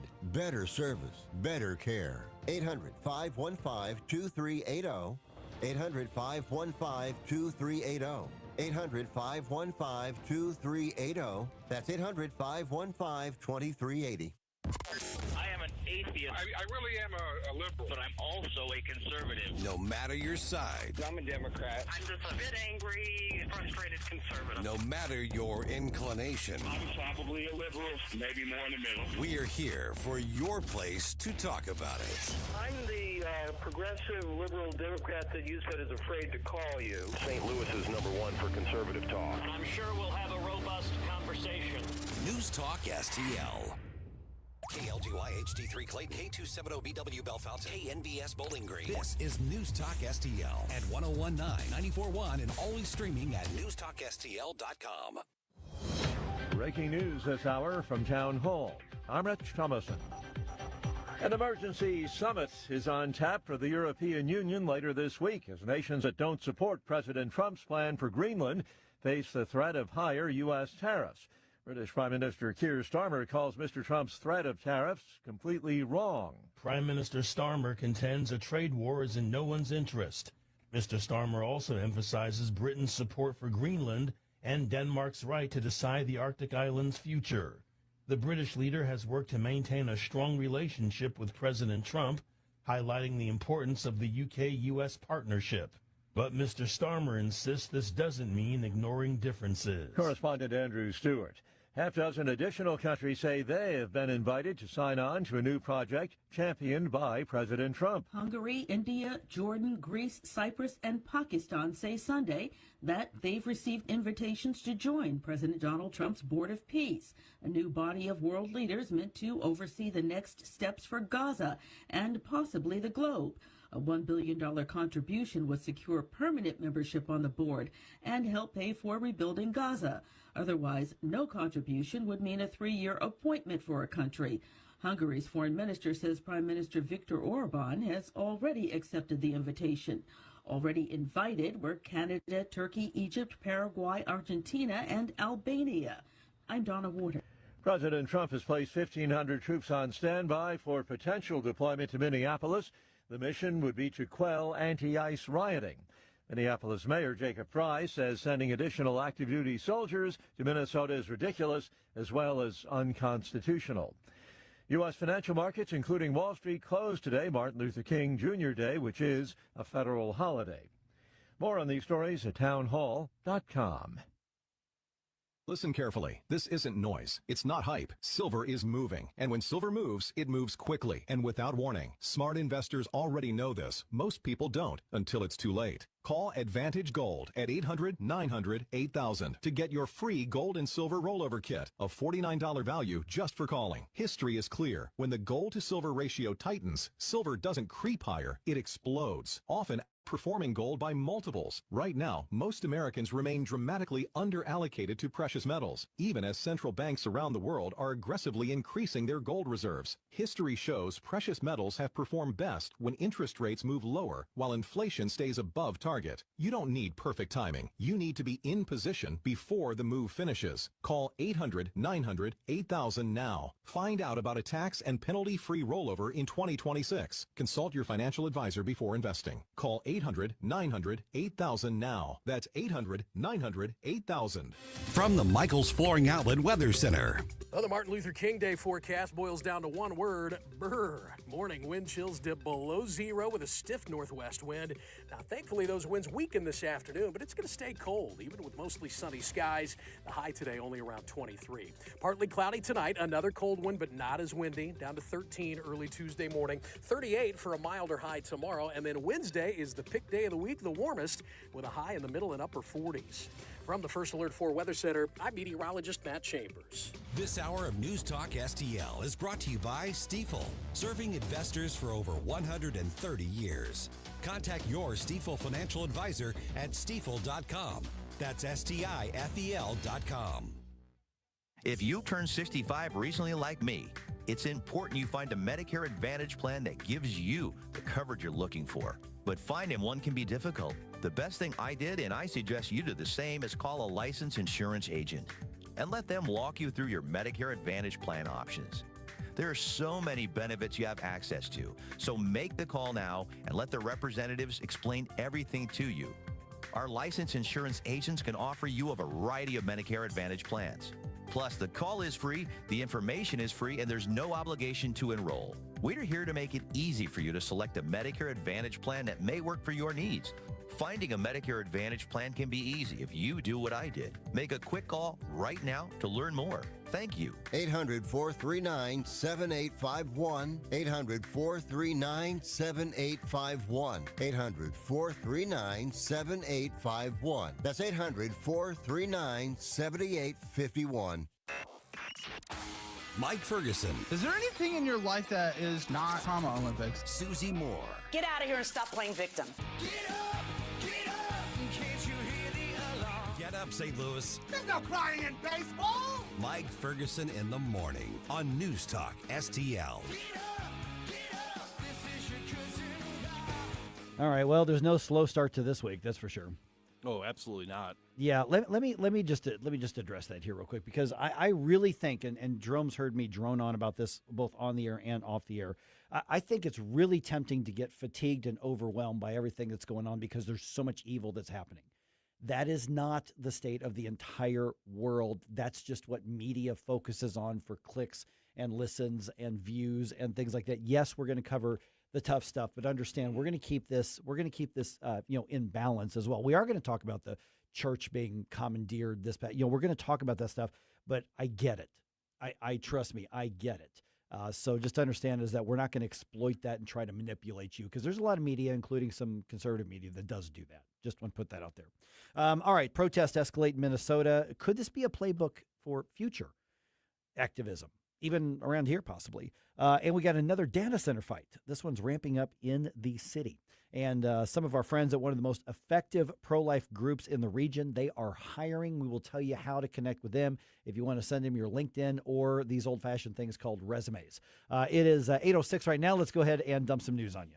The Morning News Dump. Are you joking? Is this a joke? Listen, folks, the Morning News Dump. All right, let's start regarding some immigration issues here. The Trump administration says it's going to freeze visa processing for would-be immigrants from 75 countries.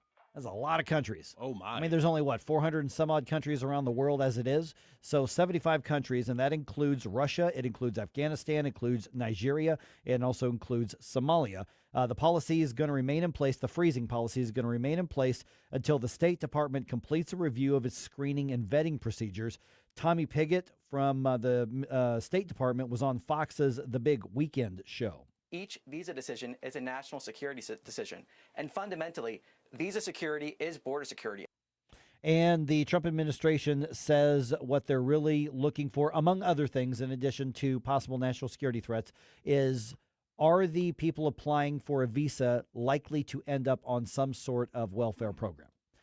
Yeah, the data shows that quite a few communities of legal immigrants are ending up on some sort of government assistance, and I don't think that's anything that anybody rational that thinks about it should be in support of. And that's what they're looking to vet out. I have no issue with that whatsoever. All right. ICE operations continue in Minneapolis, where obviously the violence and the tensions are growing between the left-wing agitators and federal law enforcement.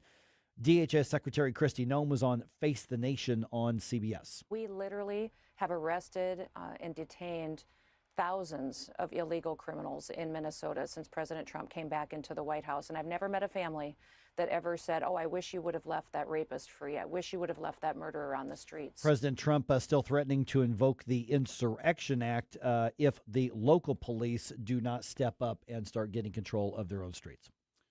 And I don't imagine that happening, given how the political rhetoric from these areas is coming out and basically says, no, just let the protesters do whatever they want. So I think it's just going to keep getting worse until the boot comes down, essentially. Yeah. Matter of fact, it looks like 1,500 troops are preparing right now for possible deployment to Minnesota. Even though the order hasn't been given, they are preparing, which means the order's probably coming.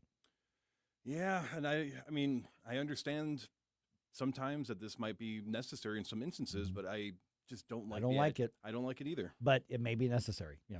Okay, a group of far-left protesters, and we're going to talk about this in more depth around 8:35 here. A group of far-left protesters storm a Minnesota church this weekend. This is all over television. This is all over social media. The Black Lives Matter affiliated group, calling themselves the Racial Justice Network, invaded the city's church in St. Paul during their worship service. Organizers say they targeted that church because one of the pastors, named David Easterwood, also works at an ICE field office. Now, there is an ICE field manager in Minnesota named David Easterwood, but DHS has not confirmed, nor have they denied that it's actually the same person. It's the same name. I don't know if it's the same guy or not. It may very well be. Yeah, that happens a lot more commonly than people realize, is that, the same thing when it comes to like certain databases for specific crimes. You can have the same exact name as somebody else without realizing it, and if people get the wrong information, then that spreads like wildfire. Yeah. Okay, speaking of all the political violence, I mean, obviously we're in another one of those waves where it has ramped up again. Pennsylvania Governor Josh Shapiro, certainly no stranger to this, as someone tried to kill him and his family in the governor's mansion in Pennsylvania, was on Fox's The Sunday Briefing talking about the upswing in political violence. I think it is critically important that we together, Democrats and Republicans, speak and act with moral clarity and say that type of violence has no place in our society. Not against me, President Trump, Charlie Kirk, Melissa Hortman in Minnesota, no one. I mean, I don't know how any reasonable person could disagree with what he said. I just think now that we've crossed that line, I don't know that we're going back anytime soon. No, because what one side of the aisle does ramps up the other side, then everybody just wants to retaliate, and eventually it's going to spiral out of control. Or just protect themselves. And in order to punch back, you have to punch. Oh, absolutely. You mean that's just the way that it goes. All right, there's a huge data center debate in the city now. Now, this has been going on for a little bit, but now we're at a point where there's a new plan that's about to be proposed. A developer wants to convert the vacant armory into a $3 billion data center. Now, there's been multiple citizen efforts to push back against the idea.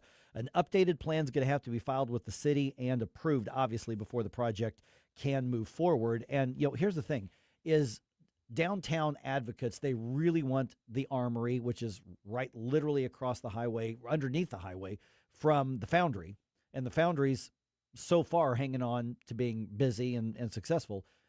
They were hoping the armory could share in that. The armory was a good idea in the terrible place. Mm-hmm. There was no possible way that was going to succeed because of where it is. And it's not going to be a draw for anything touristy. There's not going to be a draw for anything entertainment. There's not going to be a draw for nightlife out there because of where it is. I mean, literally car break-ins, shots fired, all sorts of stuff that was happening there. And it was predictable, and you're not going to be able to put anything in there anytime soon. So something like a data center may be what you have to do, or some kind of warehousing thing. But here's the thing. You could say, we'll just make it a warehouse or whatever the case is. Well, those roads in that area, it is hard to get off the highway to there, and it's hard to get from there to the highway. It's not impossible, but it's not efficient. So something like a data center makes a lot of sense, but I get the questions that area residents are asking about it. So I don't know what the exact right answer is, but they should at least have an open-minded discussion on both sides. Yeah, that's probably the most honest and accurate summation of what could be going on there. You can't have a trucking logistic yard there because it's just too much pain. The roads are too narrow, and there's too sharp of a turn, and you got to go around to this street to get back up on the highway. You just can't do it. No. All right, President Trump, of course, telling the credit card industry it has until tomorrow to comply with his demand for a 10% cap on interest rates for at least 1 year. I don't know what the or else is. The president does not have any constitutional authority to do that or order that or punish him for not doing that. So I don't know what the threat is, but that's his demand. So to my understanding, and I'm not sure if this applies as a blanket thing, but there are instances where the amount of credit lines that you can issue as a creditor, you have a certain amount that you can issue. So would it potentially be him talking to whoever is in charge of regulating all that and then starting to cut down the credit lines available? Or? I don't know, because this is so far outside of the president's authority that, we haven't really dealt with it. Congressman Mike Lawler, New York Republican, was on One Nation with Brian Kilmeade on Fox. And he says, the president needs to find a balance when it comes to this issue on credit cards. We have to tackle the issue of credit card interest rates. They are absurdly high, but putting an arbitrary cap in it, my concern is what you're going to end up doing is limiting the flow of credit to, frankly, Americans that need it most. Right, and that's exactly what is going to happen. That's what you have to worry about. All right, our friends at Reach are hiring.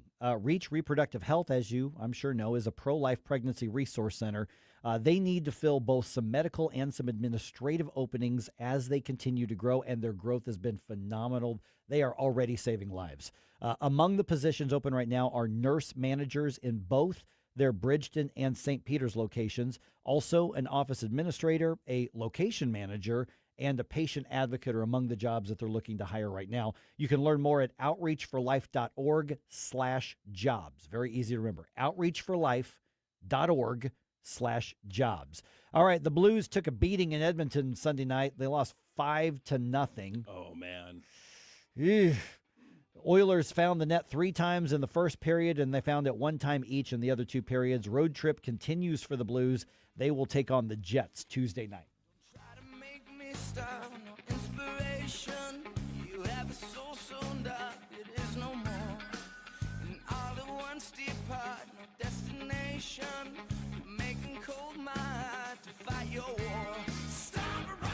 I'm confused why there's so much confusion. And I wish I could help with your confusion, but I too am confused.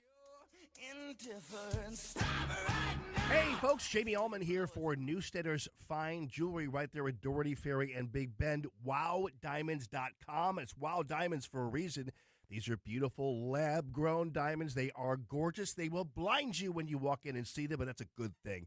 Great engagement sets, wedding sets, all these beautiful God-created gems, sapphires, rubies, you name it, garnets, and also all the gold you need, and the famous bull of a watch, WowDiamonds.com.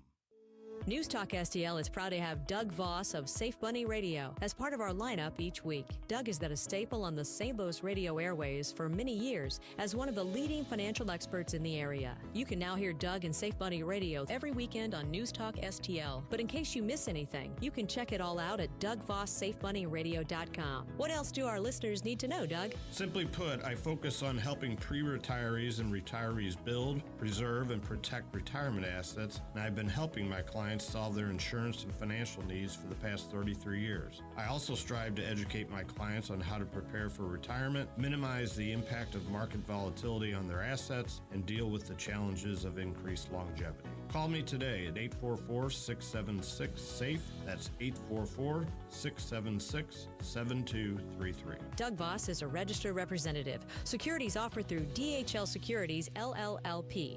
Member FINRA and SIPC. I really like all the things you're saying. News, analysis, opinion. Thank you very, very much. News Talk STL.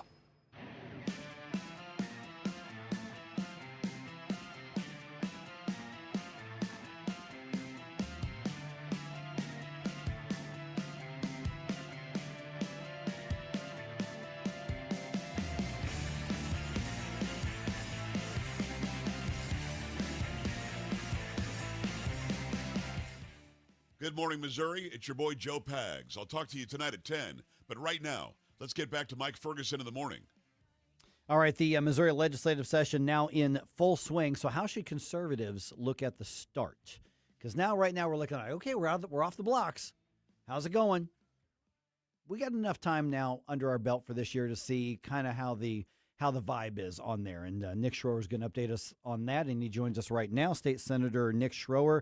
Okay, so you've been through, obviously, several of these between the House and the Senate. How much of the tone is set in that first couple of weeks? And obviously, as you head back this week, you're already into bill hearings, and we're into the actual nitty-gritty work. But how do you assess the initial part of the 2026 session? Yeah, I think as of right now, it's a good tone, at least for the Republicans, off to a great start. Governor Mike Kehoe saying, hey, even though we don't know a lot of the plan, or we're finally looking at legislation he was discussing in his State of the State, he sped up the State of the State so can help get the work done. And the Democrats are in a tizzy, I guess you could say, as they're trying to stop all of the gubernatorial appointments. That was the only thing of consequence that's hit the floors so far. But yeah, I think, to your point earlier, a lot of the session kind of revolves around how the first couple weeks go. And at least my time in the Senate's never been together like this. The Republicans haven't been this tight-knit together. So at least for me, knock on wood, that's a good sign for the rest of the session. What's different? I mean, why are you also on the same page so much better now? Well, it's something that I predicted a couple of years ago when I got into the Senate. Republicans just kept fighting each other. I kept corralling the team saying, guys, if we can just, deal with all of this personal rifts behind us. You had the Caleb Rowden versus Bill Eigel, the Denny Hoskins versus the Mike Searpoys. And I said, guys, if we can just handle that stuff off the field, like every professional team, whether you're in the corporate world, the sports world, they do that. And the Democrats were in the back one day early on, I think it was 2023, eating popcorn in the back of the Senate, watching the Democrats fighting. I said, look, the people of Missouri, it's a disservice to them if we can't get our act together and start addressing tax cuts, education reform, public safety, all the things that we promised during the campaign season. And lo and behold, you get new leadership in the White House, new leadership in the governor's office, new leadership in the Senate and in the House, and you get some of those old personalities out of the building, and we're starting to concentrate on those things. Look, last year we did the 7-1 map. We did IP reform. That's going to be on the ballot, a fix to Amendment 3. public safety bills, the regulatory reform. Now it's time to concentrate on tax cuts, spending relief, and more regulatory reform if we're going to do the things that are attracting businesses and people to the state of Missouri. So that's why I think, we're concentrating on the work and not getting involved in the weeds and letting the Democrats run the day. Okay, so I want to start with the tax cuts. I mean, that's a massive ask that the governor is making. Of course, so many Republicans campaigned on that. What will have to happen to make this a reality, to get this passed in 2026? Because this is a major ask. It's very complicated. Can it be done in 2026? Because I have a feeling a lot of conservatives are going to be really frustrated if it's not. Yeah, a lot of people are going to be upset. I've talked to a lot of moderates who have said that, you remember that guy who ran for, I think it was mayor, who said the rent was too damn high? Yeah. Well, taxes are too high. Life in general in the state of Missouri is unaffordable. So we need to start concentrating on areas, whether it's income tax, personal property tax, real property reform, get rid of those taxes or at least modify them in some way. And, for the Freedom Caucus types, the more conservative types, even some of the moderates, they're saying, well, Governor, I see the bill that you referred to in your State of the State goes to the people, but it's not really a tax cut. It just allows us to do some big, bold things. And everybody who I'm talking to says, no, in good faith, we're going to actually have to see a tax cut. For example, I've got a bill, and I'm not trying to toot my own bill. If somebody else has a better one, let's do that. But I've got a bill that would move us from the 4.75 that we're at now with the income tax rate, moves us down to a flat 4 immediately, ensures that there's triggers in place at the similar to what we have now. When the state generates more revenue coming in, it's going to trigger another tax cut and another tax cut. So in the next 5 to 10 years, we could see a total phase out without actually increasing taxes. But we're also going to need to see that coupled with actual spending reform and cutting the budget. That's something that has gone out of control. At least the Freedom Caucus said, hey, we loved hearing that we need to start cutting hundreds of millions of dollars from the budget in the governor's State of the State. But then when we looked on his proposed budget on the website, we all know that that's not going to be the final straw, the final budget, but that came in more than what we saw last year. So we're still hopeful. We're going to work together as a team, as Republicans, and try to get us back on track when it's related to actual tax cuts, doing it right, and not shooting ourselves in the foot like Kansas did, and tying that to actual spending reform as well. Yeah, that's an important part of this because, yes, I want more money left on my paycheck, and that's crucial. And there's obviously the attractiveness for employers and retirees and families and everything that goes with it. But a spending cut is also a restraint on the overreach of government. So it's not just about the dollars and cents. Yeah, 100%. You look at some of these areas that Republicans and Democrats agree on, like our roads should be safe. Our roads should be clear of disasters and ice and stuff like that. MoDOT's out of control. So the state of Missouri is still in a flux right now. Got to fix some of these issues that the Missouri Supreme Court, I guess you can say, caused by saying, there's no oversight of MoDOT whatsoever, to put that in layman's terms. But yeah, I think we're on the right track. We're all talking the right language as far as the goal. Now we just have to figure out the correct way to get there. Okay, so let's talk about some of your bills. So, for instance, something that's already in the process, hearings on it and everything, you've got a reform bill when it comes to juvenile justice. What is it that needs to be updated? Yeah, so after the Ferguson protests a number of years ago, the Mike Brown protest, the Missouri Supreme Court changed a different rule when it comes to figuring out if you should detain a minor who's committed crimes or allegedly committed crimes. They created this form. You kind of look at all the crimes that the juvenile allegedly committed. You take in a lot of factors, and if they meet a certain threshold on this point system, then you should keep them. They either need the services or are a threat to society. And you've got all of these different juvenile offices in, St. Louis County is different than St. Louis City, is different than St. Charles County, so on and so forth. But a lot of them are just playing catch and release with these kids that need to receive the services of our juvenile justice system. And for the most part, other states are looking at how Missouri is treating their juveniles, how they're getting them on the right path, so we're not creating career criminals. But because of this form, because of its implementation and it's just hit or miss in some places like St. Charles County, Pike County, Lincoln. Yeah, they're going to crack down and make sure that this kid gets on the right path. And we're seeing in St. Louis City and St. Louis County, juveniles that should have been put in detention are back out on the streets committing crime day in, day out. And every time they commit another crime, it's typically more serious, more violent, resulting in somebody else's death or even their own. So this would change that form. It would require collaboration with prosecutors. And if the attorney general is appointed as a special prosecutor, they can collaborate. And it would say that form, the Missouri Supreme Court, I think their heart was in the right place, but it's been implemented the wrong way.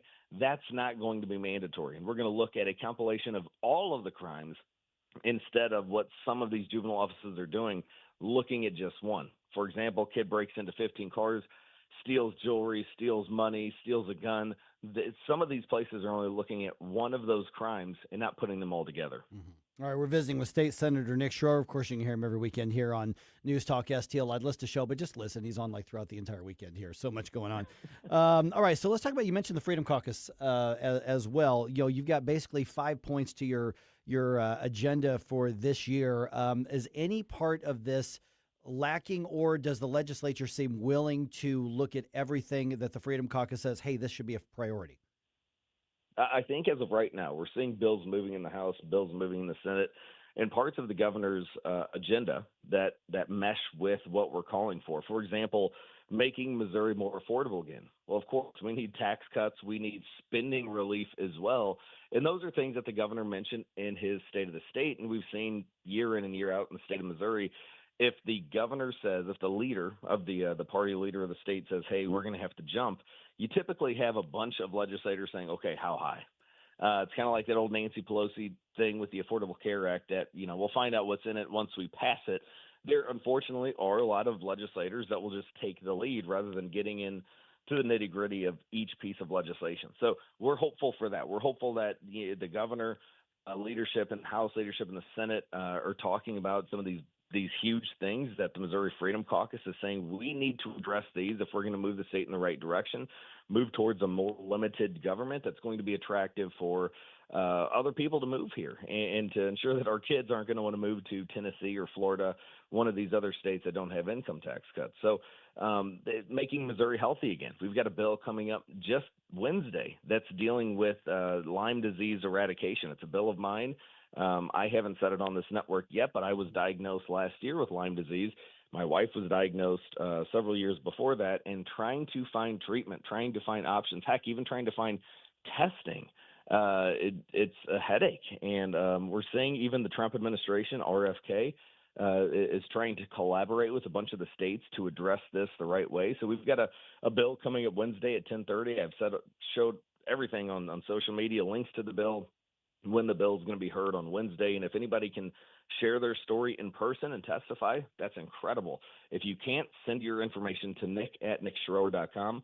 We'll make sure that everybody on the committee gets your story if you've been impacted or somebody in your family has been impacted by Lyme disease. All right. Thanks so much, Nick. We've already tagged you on social media as well, and we're going to catch up with you real soon here. Awesome. Thanks for having me on. God bless y'all. All right. So we talked about I'm not going to say a riot, but the overtaking of a church in Minnesota. That's one of the new tactics we're seeing on the left. Or will this be the new tactic? Let's talk about and listen to what happened and ask the question, could that happen here?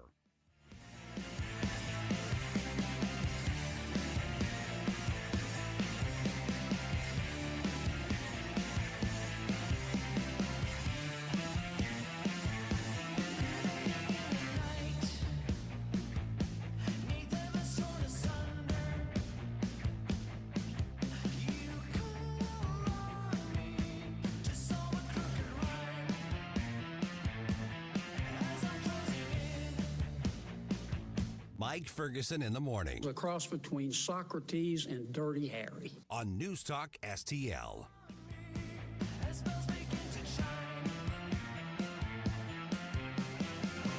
From the Michaels Flooring Outlet Weather Center. Well, the Martin Luther King Day forecast boils down to one word, brr. Morning wind chills dip below zero with a stiff northwest wind. Now, thankfully, those winds weaken this afternoon, but it's going to stay cold, even with mostly sunny skies. The high today only around 23. Partly cloudy tonight, another cold one, but not as windy, down to 13 early Tuesday morning. 38 for a milder high tomorrow, and then Wednesday is the pick day of the week, the warmest, with a high in the middle and upper 40s. From the First Alert 4 Weather Center, I'm meteorologist Matt Chambers. Commentary with Joe Concha. Next. I'm alpine skier Michaela Schifrin. I've won the most World Cup ski races in history. But what does success mean to me? Success means discipline. It's teamwork. It's the drive and passion inside of us, and it's why Stifel is one of the fastest growing global wealth management firms in the country. If you're looking for success, surround yourself with the people who will get you there. If you're an advisor or investor, choose Stifel, where success meets success. Stifel Nicholas and Company Incorporated, member SIPC and NYSE. Past performance is no indication of future results. Investing involves risk. Consult a financial advisor before making any investment decisions. Here's Joe Concha. ICE is putting away, as we know, and deporting violent criminals. We're talking about sex offenders. We're talking about child traffickers. We're talking about murderers and rapists. And every mayor in every major city where they're carrying out their operations should be thankful for making them look better and making their cities safer for everyone. And again, if you hit any law enforcement officer with a car or an SUV, those are considered deadly weapons. There will be consequences. And in this case, the ICE officer who was hit, he had been rammed by a vehicle not too long ago that required him to get 33 stitches. Overall, ramming or attempted rammings of ICE officers is up 3,200% when compared to 2024. But that's a stat you're simply not reading or hearing very much in terms of the coverage we're seeing out of Minneapolis by much of the media outside of this network. For more commentary like this, go to foxnewspodcast.com. Kathy Connor from Connor Roofing is here. Kathy, how you doing? Good. Hi, Vic. You know, when you need a roof, I don't want to call a stranger. I want to call you. Yeah, thanks. At Connor Roofing, we're more than just a roofing company. How long you been doing it? Since 1993. And year after year, storm after storm, you guys are always there. Because this is our home too, Vic. Our kids go to school with your kids. We cheer for the same teams. Go Blues! So support your neighbors. Call Connor Roofing at 314-375-7475 or CONNER roofing.com. Thanks, Vic. Streaming TV is where it's at. It's not about cutting the cord anymore. That's old news. It's all about your customized TV options. With the best and cheapest high-speed internet and your own TV subscriptions, we've got your dream TV lineup. Between wired and satellite internet and TV, you now have tons of options. Save money and get more internet speed and better TV today by calling the Whole Home Connect. We scan your location and offer you the best TV and internet options. And we always have specials and promotions. So when you call, ask about that. Take 5 minutes of your time, make this free call now, and learn how to save money and get better internet and TV for your home anywhere in the U.S. Make this simple and free call now. 800-257-1632. 800-257-1632. 800-257-1632. That's 800-257-1632. All right, class. Let's hear what everyone did this weekend. Jill? Well, I raised my older sister to a big oak tree. It was at least 100 years old. My mom said I must have set a record or something. And then we went down by a stream and perched up on this huge rock and saw all of these little minnows swimming around way below us. And then I rescued my little brother from an evil slug king who was guarding him at the bush fortress. And my sister and I brought him back to our super twig fort for safety. And then we all laid out and told stories until it got dark. And the Big Dipper led us all the way home. Wow. That's awesome. Where were you, Jill? Yeah. We went to the forest. It's not that far away. Anyone want to come this weekend? Ask your parents to take you and your friends to the forest this week and find the fun, adventurous you. It's closer than you think. Check out discovertheforest.org. Brought to you by the U.S. Forest Service and the Ad Council. The Alzheimer's Association and the Ad Council present the story of Tom and Levi. Tom is the smartest man I know. He's been a professor at 2 major universities, been a teacher for over 40 years. One day, he told me that he was having problems in his classes. I think one of the students had asked the question and he didn't remember the answer. I also noticed that he was letting his class out earlier than they were supposed to let out. And he was telling them that he was doing it as a favor to them, but I think in reality, he just wanted to get out of there. I was really starting to worry because I saw something was wrong. Levi and I talked about how it would change our lives, but he was there beside me, and my love for him was just immense. When something feels different, it could be Alzheimer's. Now is the time to talk. Visit alz.org/ourstories to learn more. A message from the Alzheimer's Association and the Ad Council. News, analysis, opinion. This is called officially the Great Healthcare Plan. When the Republicans rubber stamp everything he does, the constraints go away. 101.9 and 94.1 News Talk STL.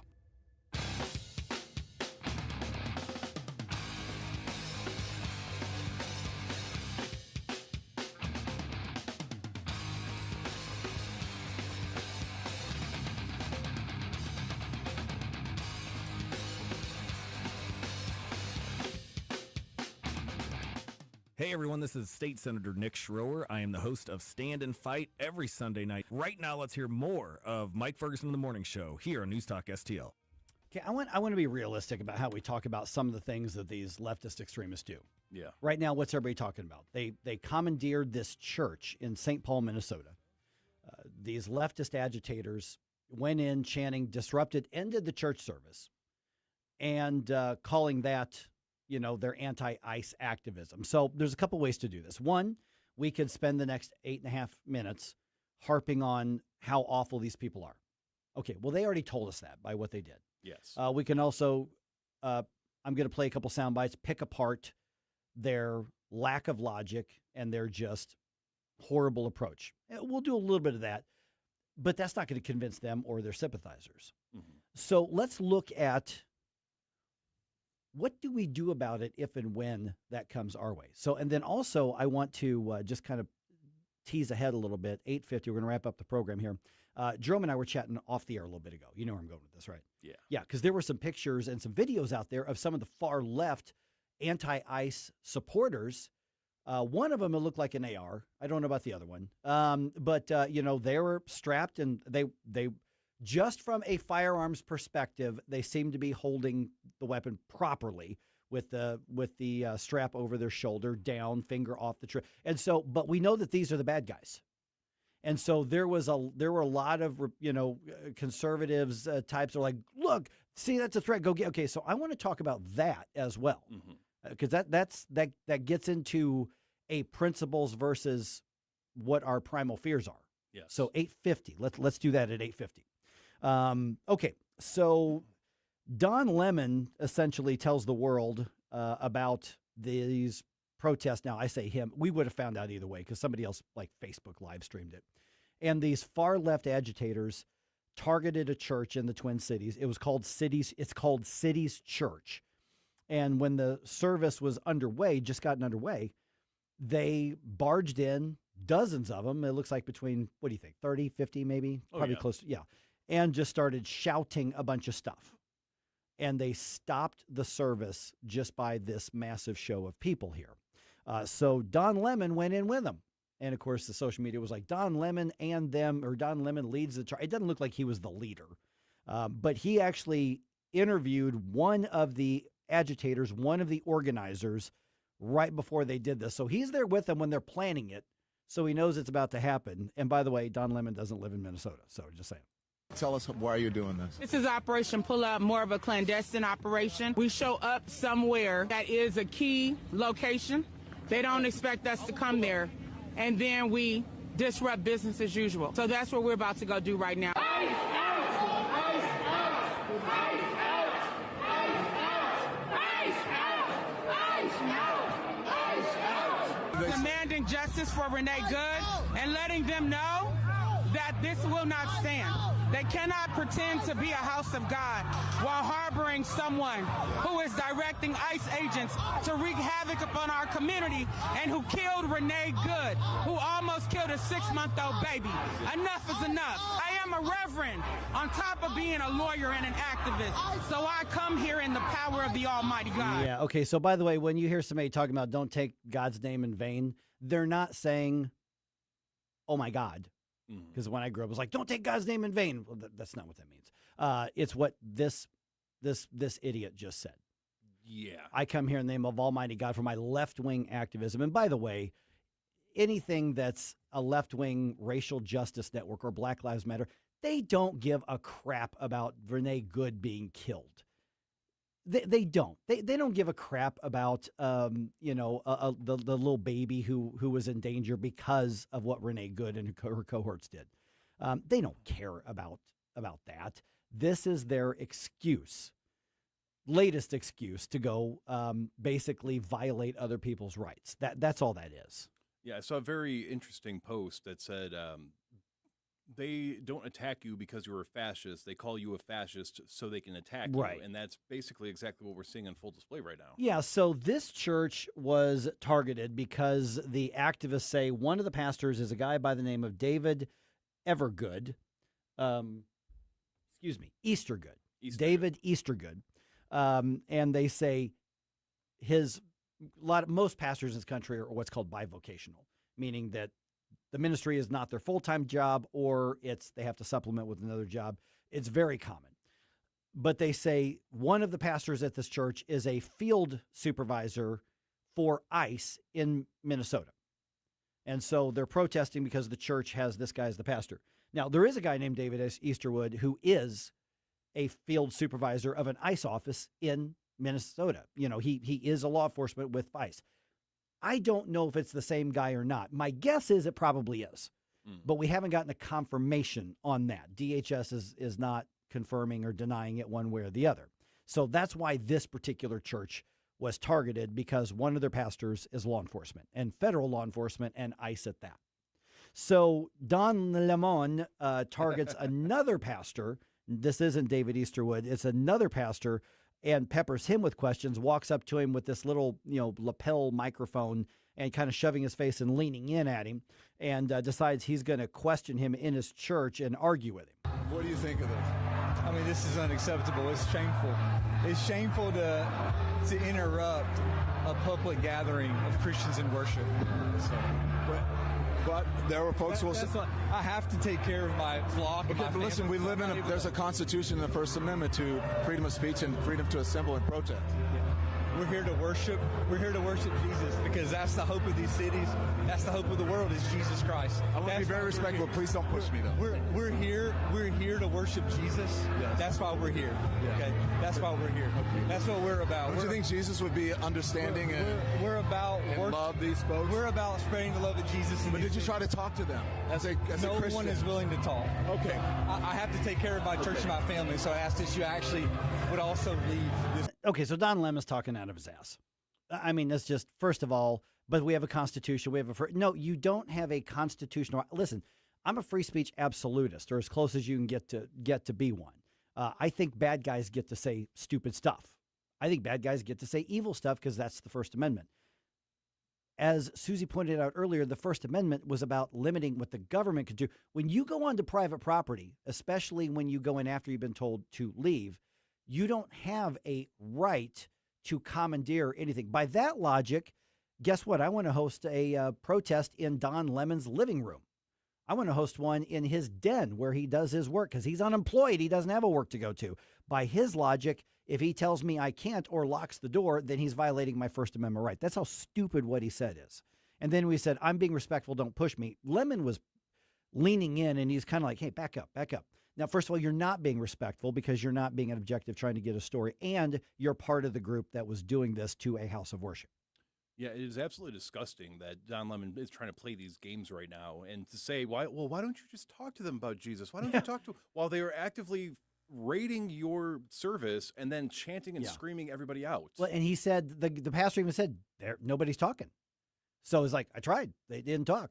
And then he goes, well, wouldn't Jesus understand? Wouldn't Jesus love? Okay, first of all, Don Lemon, in another post, he's like, I'm a Christian. Well, really? There's no evidence of that. But and then he basically was, arguing, well, Jesus would understand these people. Jesus would be on their side is really what he was saying, because that's how leftists think. Now, listen, I haven't been to church in a long time. Probably won't go anytime soon. Okay. I got some beef, with churches, and churches around here in particular.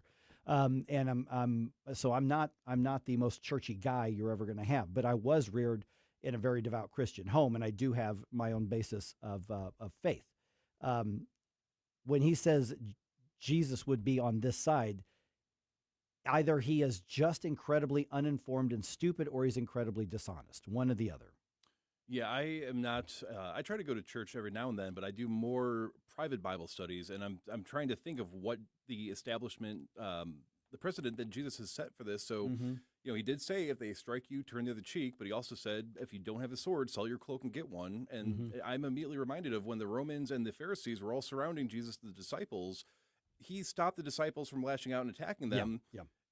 So it sounds like the people that got raided are actually doing more of what Jesus said to do and the example he set than the people that showed up to disrupt it. But here's what's also going to happen is the far left agitators all over the country are watching very, very closely.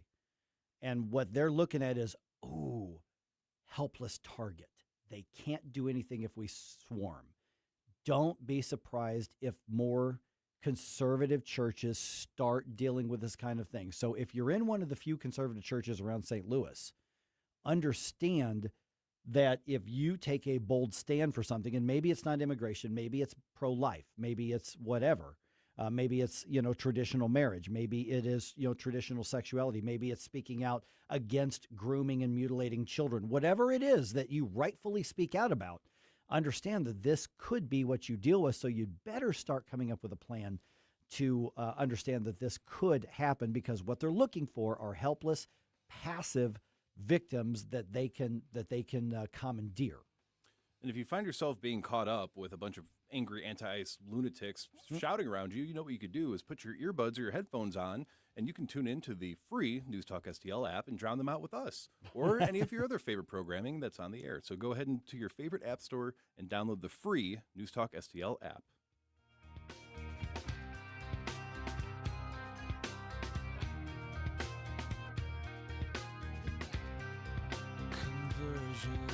Software version 7.0.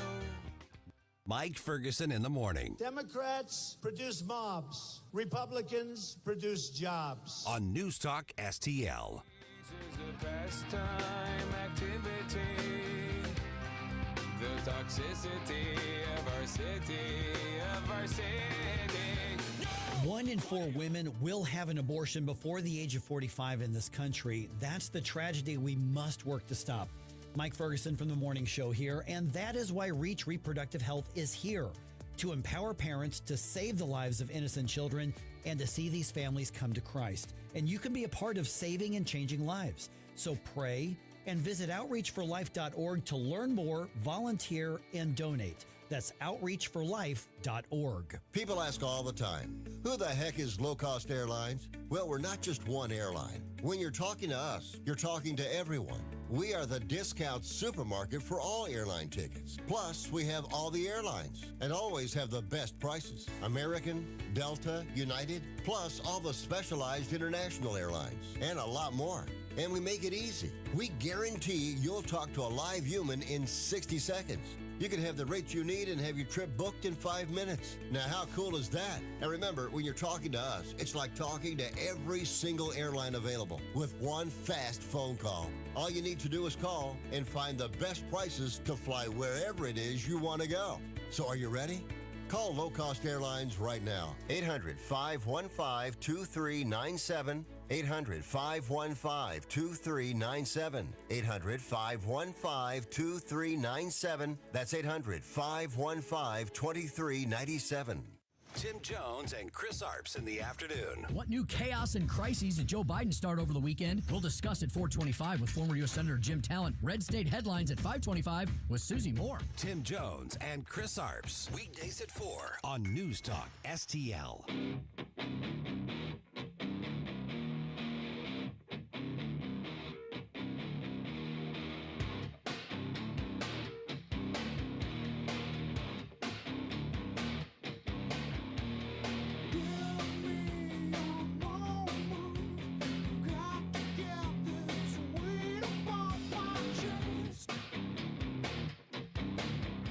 Hey, Chris Arps from the Tim Jones and Chris Arps Show. Make sure that you're listening to our show this afternoon from 4 to 6. Now back to the Mike Ferguson in the Morning Show.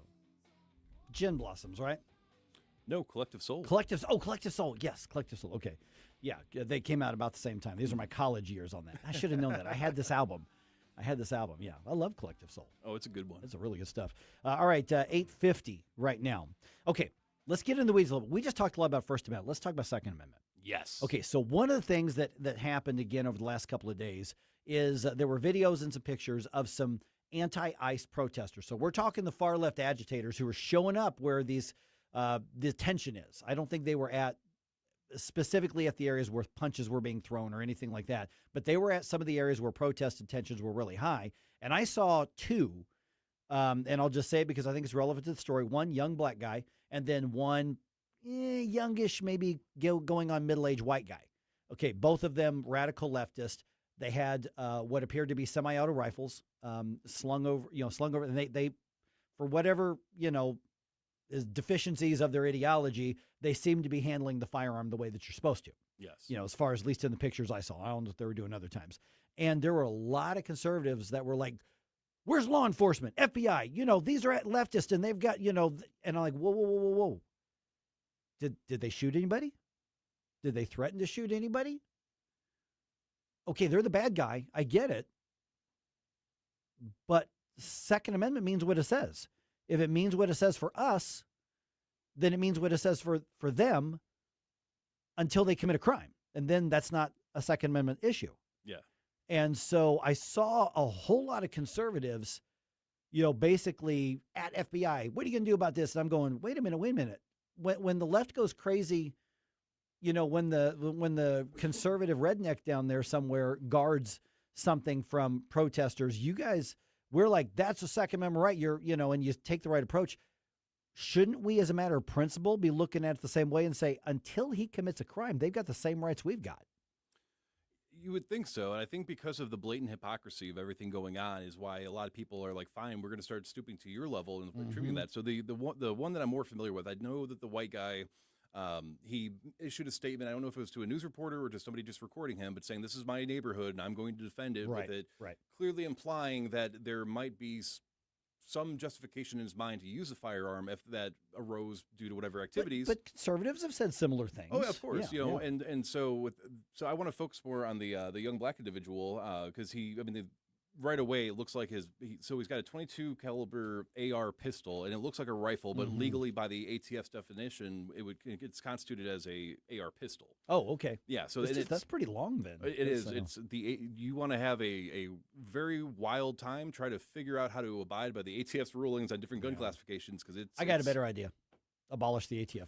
I like that's that much better. Just my idea, but anyway. But so when you zoom in, you can tell by the kind of magazine that's inside of it that it's a 22 caliber rifle. It appears to be empty, but some people have stated that it could be California compliant, where you have a limitation of like 10 rounds in the magazine, so that could be the case. But the important thing is that this guy is not doing anything. In the background of the video, you can hear that there are in the distance somewhere that there are protesters that are anti-ICE. He is literally just sitting on the trunk of a vehicle, and there was a woman with him, and so it's probably one of their vehicles, but he's swinging his legs. He's not threatening anybody. He's not shouting with them, and there's no statement that we got from him to imply that he's even somebody that is trying to be, one of the Black Panther types, something like that. As we saw with Kyle Rittenhouse, it could be the case that he knows that there are people that are stopping people in the streets, accusing them of being ICE agents, or that they're destroying vehicles of private individuals. And he could just be there to demonstrate that, he's just there to keep the peace in the community. But I think the other issue is that, Minnesota, a few months ago, a lot of these people were the ones saying it's the guns, ban all the guns. And Minnesota does have a law requiring you to have a valid permit to open carry. And then it lists specific instances, which this would not be covered by. But so I think that's the issue, is that you have the left who, in a heartbeat, would take all of our firearms away and force us to comply, now sitting there saying we need guns to protect ourselves. And as a supporter, I have to say, if you're not shooting people and threatening people, you should have the right to go out to even a protest with a firearm. Let's take the worst case scenario. Let's be the least generous we can be. Okay. He is a wannabe Black Panther type. He is a leftist, Marxist type. He does want revolution. He is there to be menacing. He is there to be intimidating. But remember, he's sitting there on his car. The gun is being held properly. His finger is not on the trigger. It's pointed down.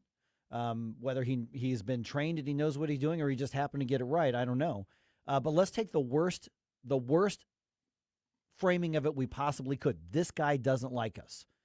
This guy is against us. He is pro illegal alien. He is anti-law enforcement, and he's armed. Mm-hmm. Does he still have that Second Amendment right in that situation? Unfortunately, absolutely. I agree. I mean, you cannot have rights as a nation if they don't apply in addition to the people you like, the people you don't like. Yeah. Now, would I feel the same way about him having a firearm if he was out there yelling at a camera saying, any ICE officer that shows up, we have something for you, issuing threats? I would absolutely say that could be grounds for something to be done. That is making direct threats. That's not a First Amendment or Second Amendment situation. And it never has been. Yeah, that you can be in free speech absolutist and recognize that that's not free speech. It's not a matter of playing with the definitions. The video and the picture I saw at that particular moment, that's not what this guy was doing. Would I go have a cup of coffee with this guy? Probably not. Would I go have a cup of coffee with the guy that you were just talking about? I'm going to defend mine. Probably not, because what you've got is a far left agitator. I can go have a coffee or a beer with just about anybody until they get to that level, and it's not a matter of I don't think you should have rights. It's like I just would rather spend my time with people who are higher quality than you.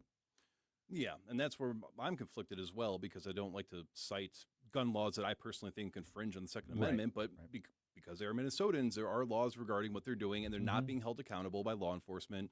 And the second element, though, is that I am a very big fan of Thomas Jefferson, and there were times where there were revolts going on, and he said, let them take arms, because you cannot have liberty without the government being reminded that the spirit of rebellion still lives in the people. So I think it's they're right for all the wrong reasons, but I also think that you can't pick and choose just because they're lunatics, so we're going to stoop to their level. Otherwise, look at what there are calls for more federal troops to be sent there to take them all out. I'm like, I would never want the government to have that authority. No, exactly. Now they may get sent in to restore peace if the local police don't do their job. But this was a reminder when I saw that picture, that first one, the guy sitting on the car. When I saw that, and I knew what the comments were going to be, I knew what the debate was going to be. It was very predictable. And then I saw a whole lot of people who would be standing up for the Second Amendment rights if somebody's got our opinion, wanting the Second Amendment rights denied to the person who has the other opinion. Yeah. If he's not committing a crime, then he's open carrying, which I think every law-abiding person who's not been convicted of something that would disqualify you, well, as everybody else, you've got that right, including, frankly, the bad guys, until they do something with it.